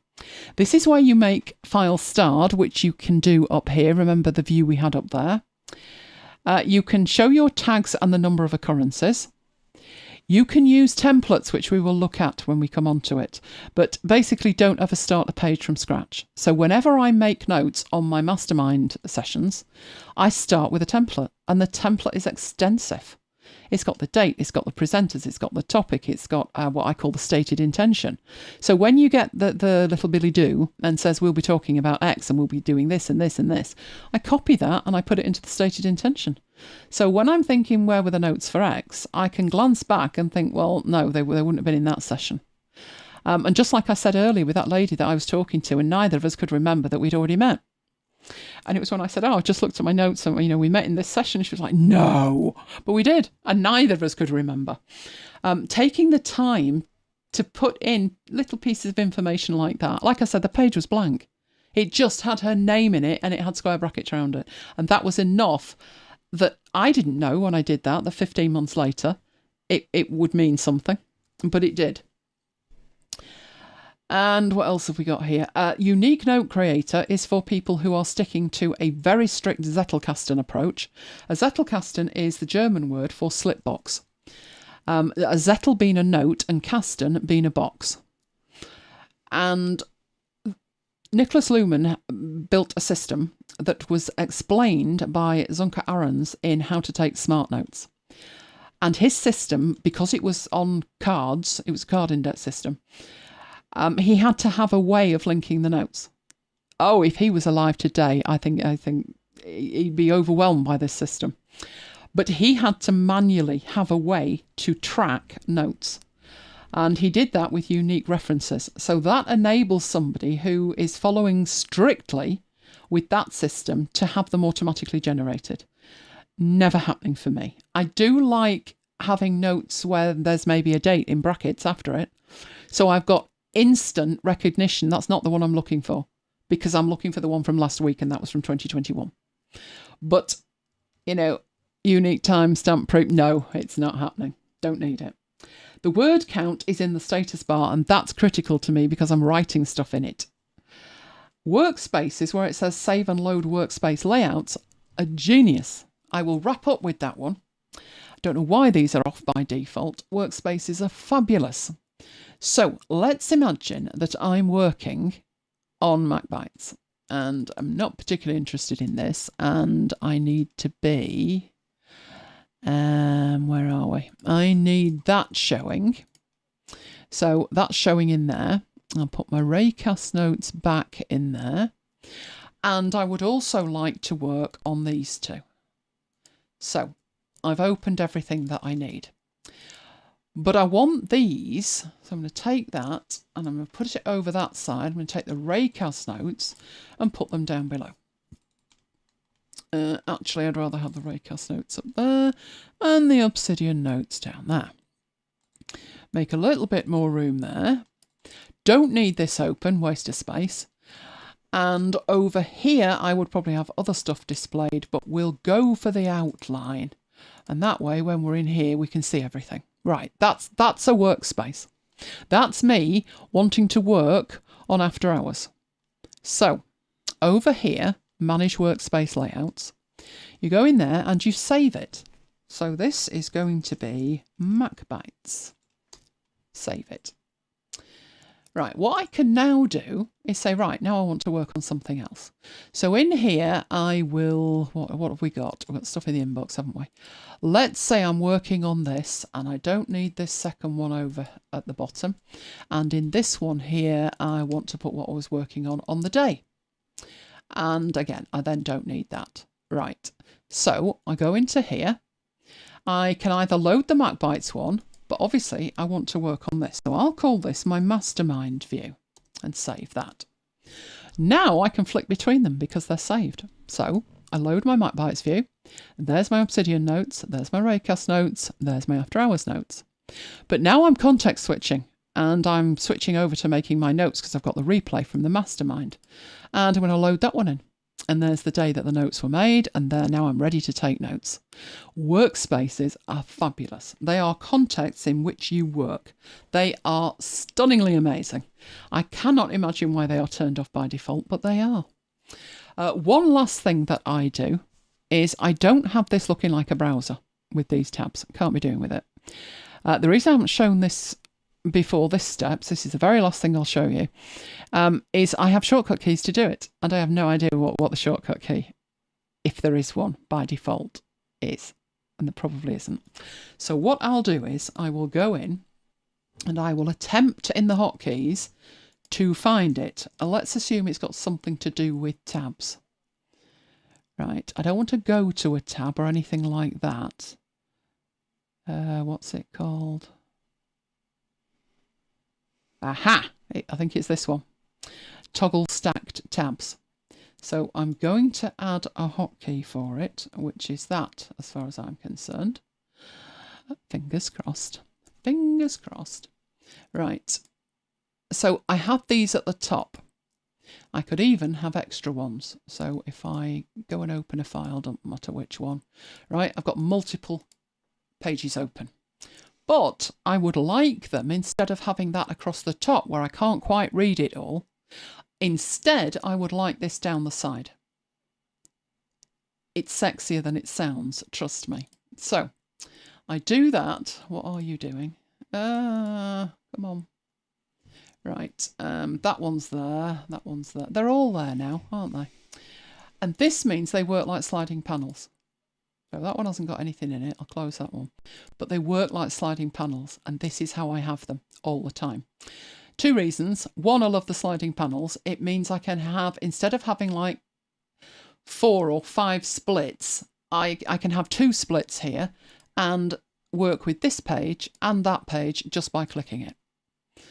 I can also drag one of these into the other side. So now I've got 2 in that side. I absolutely love that. So I have that enabled all the time. This can be changed. So I think I've just added all of those, haven't I? Oh, come on. I've got sticky mouse syndrome here. What have I got open? Let's open it there. And can I drag that into one of its own? Or do I need a Command and N for that? Let's have a look. They've all just joined together, but never mind, you get the idea.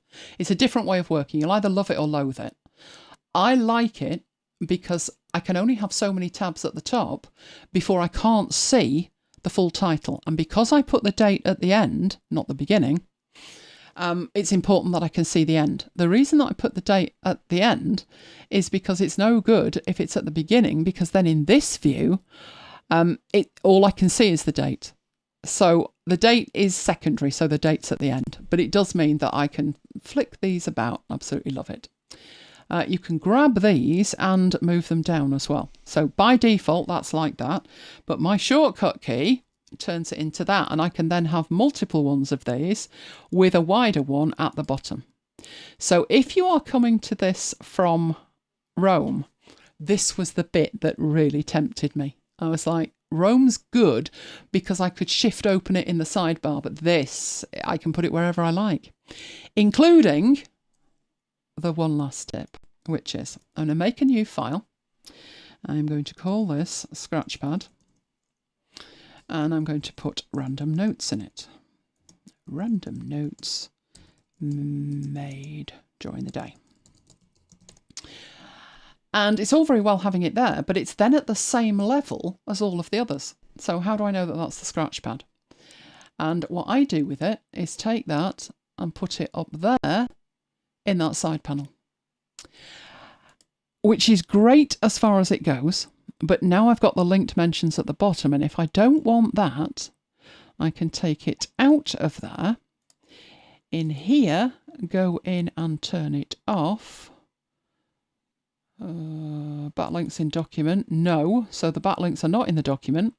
When I then add that to the interface, there you go, there's no backlinks, but this is live. And because it's in a separate part of the interface, it doesn't look like it's a note. It's genius. So my setup has that note over on that side, and I use it as like a sidebar. So I can put favourites in here and stuff. So if this week, on deck this week, I could make that a heading so it's bigger and bolder. And then I can put what is on deck this week, which is After Hours. And then I would put maybe that other thing that I did, which was the mastermind. There we go. And that is how I work. So we've taken it as far as, hopefully you've got a better idea now. I'm sure you're thinking, whoa, there's a lot of setup. There is. But, you know, me talking through it takes longer than actually doing it. And what you will end up with is a completely customized system for you. You are not limited in any way where something is, how it works, everything you can change. It's not for people who are completely happy with Evernote. They don't need any more. In that case, stick with Evernote. But if you've found yourself in any notes application thinking, I wish it did this or I wish it did that, then this could be the app for you. There are others out there like Tana. Tana's not all there yet, doesn't work on mobile. Obsidian is fabulous on mobile. Best mobile experience since Ulysses, which is saying something. Okay, I will go into the wrap up and then we will have a Q&A at the end. So let's head back into there. What do we have coming up? We have, this will be part 3 next week of Obsidian, but we have 179 coming up next week. I think there's a match, you know. I think it's City and Arsenal, isn't it, in the Cup? Yeah. The temerity of putting it on a Friday night. Not that I would probably sit and watch it, but you might. Right, everything that we do is available on demand. You will find it at youtube.com/Elaine Giles. We have them at the After Hours playlist, which I've been judiciously keeping up to date. macbites.co.uk/After Hours playlist is where you will find that. And of course, we love you guys. You love us. You could do 2 things. At least 2 things. You could give us a like on the video and you could subscribe. That way you won't miss anything that we've got coming up. There's also my list at elainegiles.com/VIP, which is first dibs on everything that I'm doing. I'm actually halfway through writing a mail, you know. Yes, I was surprised as well. But I did get the MacBites mails out this week. So that is macbites.co.uk/macbites-mail. And of course, there's Slack, which, as Jamie pointed out, Jamie got told that I had stopped my notifications, which I think I did. Naughty me, Jamie. And the reason I've not replied on Twitter, I've lost the will to live with Twitter. Everything's jumping all over the place. So I think I'm going to have to investigate Mastodon, which sounds terrible. But I'll have a look at it. But I will get back onto Slack, where we carry on the conversation. So if you want to join us, that is macbites.co.uk/Slack. Right, let's head over there. And what questions have we got? Question from Daniela. Mm-hmm. Today I was looking for a good DAM software. Eagle. That's digital asset management. Eagle or Bridge. Bridge is free. Eagle is something like $35 for a lifetime license. Eagle is amazing. But Eagle has its own database. So some people don't like that. And it works with Raycast. Yes. You import the content into it. Now, I'm quite happy to let it do that. Some people want to have their files organised outside of the application, in which case Bridge will do that for you, Adobe Bridge. Now, I know it's Adobe, but it's free. They don't exactly shout this from the rooftops, but it is free. And there's a session that I did on it which gives you the instructions for how to get it free. You do need an Adobe account, but trust me, it's free. But it's a bit hairy scary when you start going through the process because you think, I'm going to end up subscribed to a Creative Cloud account here. But no, it's free. They do tell you the other apps are available and offer you a trial, but you just ignore it. You can download, install and use Bridge totally free forever. So those are probably the two best ones. Carol says, is the captain's table worth doing? I found value in it, yes. I did my first cohort in June 2021. And as I was like, 2 weeks through it, I'm thinking, this is good. This is really good. What happens after? And the captain's table was an option. Now, I will say the captain's table, price-wise, is probably now 3 to 4 times the price it was when I did it. And I was grandfathered on it. But I decided I would do it for a year. And my main motivation was all the cohorts are free. I didn't really care about anything else. So within your 12 months Captain Table membership, all of the cohorts that are running are free. You don't pay any extra for them. Beyond that, though, there is a syllabus in the Captain's Table. So you have access to content and sessions like the masterminds that was today that you don't get access to any other way. There are different levels of the Captain's Table now. There didn't used to be, there was just one. Now I believe there's 3. There's what's called the jet ski level, the speedboat level, and the yacht level. Now the yacht level is £7,000. Yes. I've just signed up for the yacht level, but I won a competition at Christmas. They ran a competition for something like, I think it was 2 or 3 people were going to win access to the yacht level. And then there was a runners-up prize, which was credit towards it. And I got the runners-up prize, so I decided to jump. So it was a one-off upgrade price that I paid. So I'm on the yacht level, which is everything. The other 2 levels, you get access to certain things, but not access to other things. So look carefully at the 3 levels. The only one that I can tell you for sure is the yacht is $7,000, and I believe the lowest one is $99 a month. In terms of is it worth it, I found their content to be very, very good. It depends, I guess, how important writing is to your strategy in terms of promoting your content. But you can't really get away from it. If you've got a newsletter or you've got a blog or you're trying to write on Twitter, then you can't get away from writing. But yeah, obviously the focus is on writing, but they do go beyond that. They've had a foray into LinkedIn. They've had a foray into YouTube. And it's a bit like a lab thing. They tell you what worked for them and what didn't work for them and what they're going to try next. And then they do share the numbers with you, which I find incredibly useful. So Dickie last week was sharing some stats system on his tweets, and you could see like a vast difference. Like his top tweet was like 3 million views, and then at the other end you'd got like 30, and you're like, well, whoa, let me have a look at the difference between those two. And he gives you the link so you can go and do that. So I don't think there's many places you would get that kind of information. So for me, it's worth it, but I'd caveat that with I'm not up with the very latest prices, and I'm grandfathered on what I was paying. So for me, yes, it's definitely worth it. I love it. The mastermind sessions are really good, really good.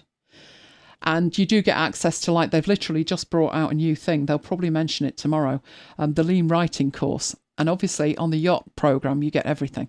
So an email came in and it said, you know, this is now available for you. And I'm like, whoa, because anywhere else that would be like an add-on and that'll be another $2,000. Thank you very much. But it just appeared, which is great. So, you know, they'll tell you where they're heading, and then all of a sudden something will just come out and it's like, there it is, where you go. Or here's a free book, or here's this, because they're adding to the programme all the time. Oh, one thing they said today that was coming to the programme was experts in various fields doing coaching calls. So this was just out of the blue. It was not like expected. It was just, this is what we're doing. We're going to do them on a Thursday. Let us know what time works best for you. We've got like 14 experts, all in different fields, lined up. So, you know, clear your calendar on a Thursday afternoon. And it's like, well, that's new. And it wasn't anything extra. It was just something that they've added to the programme. I think the early invitations are going out tomorrow. So if you are interested, you should be, your inbox should be beating with the sound of a Captain Table invites arriving. Is there a link to the Captain's Table? Do you know, I don't know if there is. Wasn't this the one I looked for last week? Yeah, I don't think there is. I think the rationale is, at the moment, during the cohort, you need to be invited. So the invites will come in, and the first people that get the invites are the ones who have got all the badges. So it's gamified quite a lot. So I'd imagine, because I know you're on the leaderboard, aren't you? I would imagine that would be with you either today or tomorrow. And that should have the prices on. I did look for it last week, and I don't think there was one.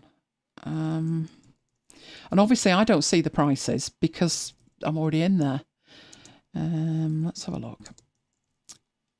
See if we can find any.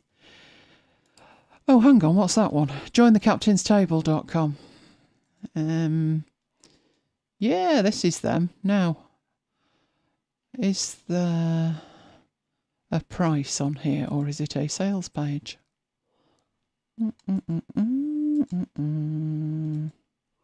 Whoa, it's a long form sales page. They're good at that, aren't they?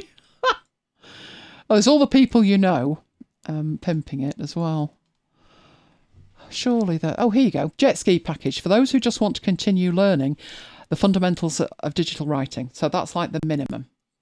The speedboat package, which is the recommended one, for those who want to create their niche, build their audience, and build an authority as a category creator. So basically, in that one, you get 3 courses thrown in, and then there's the yacht package, which stupidly they've got this popover over the top of, and I can't see. That's not showing me the text, is it? Tell you what, I'll copy the text and paste it somewhere, then I may be able to read it. It's behind the pop-up. Ridiculous. Right, let's go in there and paste it and see what it says. Right, for those who want to monetize their authority with their own ultimate guide, ebook course and community. So, but there's no prices. So how do you join? Is there a join button? Can we click something? Not seeing it.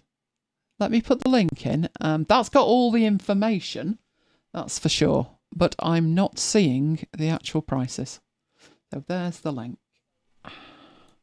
That will tell you all about it at great length.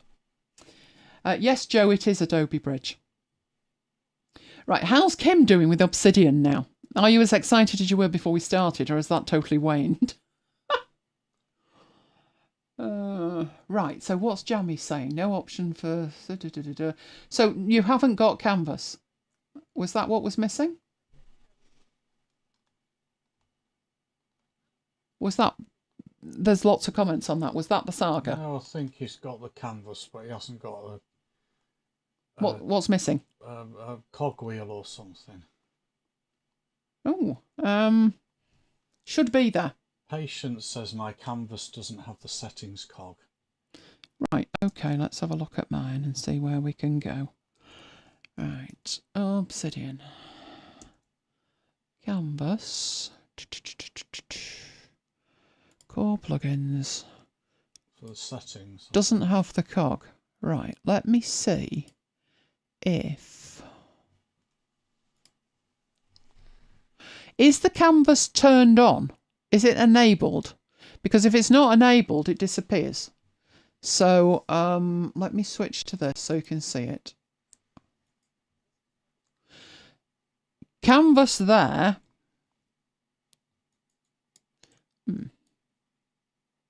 If it's not turned on, it has no cog. However, if you turn it on... Oh, the cog's disappeared. That's clearly the trick to it vanishing. The cog has disappeared. Right, but fear not, because it's down here in the core plugins. So if you click down there, you get exactly what you would get if there was a cog. But the cog would appear to vanish if you toggle it on and off again. That's crazy. Now it's back. But basically what's listed in the core plugins down here, this is where it takes you if you hit that cog. So if I click on the cog on backlinks, it goes to the core plugins backlinks. If I then go back up here and click on the cog for canvas, it goes down to canvas. So if you think up here in the core plugins, like daily notes, there should be some options and there's no cog, then all you need to do is to click on the daily notes at the bottom and that will show you exactly what you would see if the cog isn't there. That's probably a Mac issue in terms of stuff updating, I would have thought. Did I mention it's Electron? But it's pretty well behaved considering it's Electron. So just use the core plugins direct options down here and you should be good to go with that. Do we have any other questions? Yeah, Jammy says, is ScreenFlow as good as Camtasia? Also, what app do you use to record your iPad screen? Right, I used ScreenFlow for 12 years. I had no problems with it. Other than every time there was a Mac OS update, it usually broke, but then quite a bit usually breaks when that happens. The reason that I switched, it was 2018, it was the year of switching, wasn't it? We switched loads of stuff. Remember rebuilding our calendars during the cricket match? The reason that I switched was every time something came out with Camtasia, they were adding things like libraries and templates, and ScreenFlow weren't. So the features that they were adding were really useful for screencasters like me. So every time there was an update to Camtasia, I'd go back and I'd try it and I'd run away screaming because I'd got so much experience with ScreenFlow, everything felt difficult. But in the summer of 2018, they brought out an update and it was like, wow, we've got templates, we've got libraries, we've got this, we've got that, it's cross-platform. And I tried using it. I thought, right, let's do a video with it. And one of the things as a screencaster that you need to do all the time is you'll be sitting there recording and all of a sudden something will happen on the screen and bad words will be said and you have to start again. Or, work your way through it and then edit it in post. And when you're editing it in post, the only option in ScreenFlow was to take a screen capture, put it on the timeline and cover up the dodgy bit.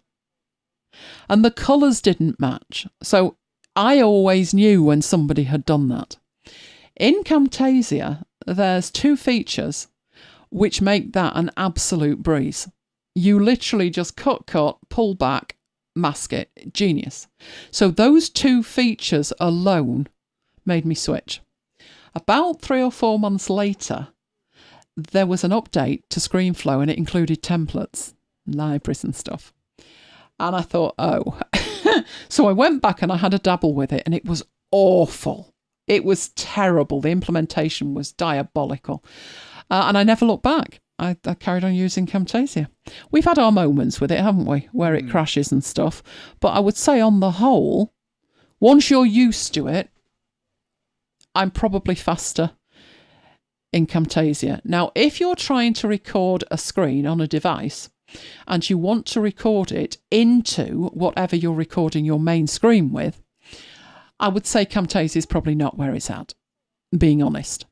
The webcam footage or the external camera footage or the external iOS recording, the quality just doesn't seem to be there. It should be, but let's be frank, it's not. I don't know why. It just doesn't look as sharp. Another problem is if you're trying to record two screens, forget it. You can't even, what was that limit? Was it you couldn't record an iPad if you were recording the main screen or something? It was ridiculous. I can't remember. Now, for me, as you just saw at the beginning, I've got 3 versions installed.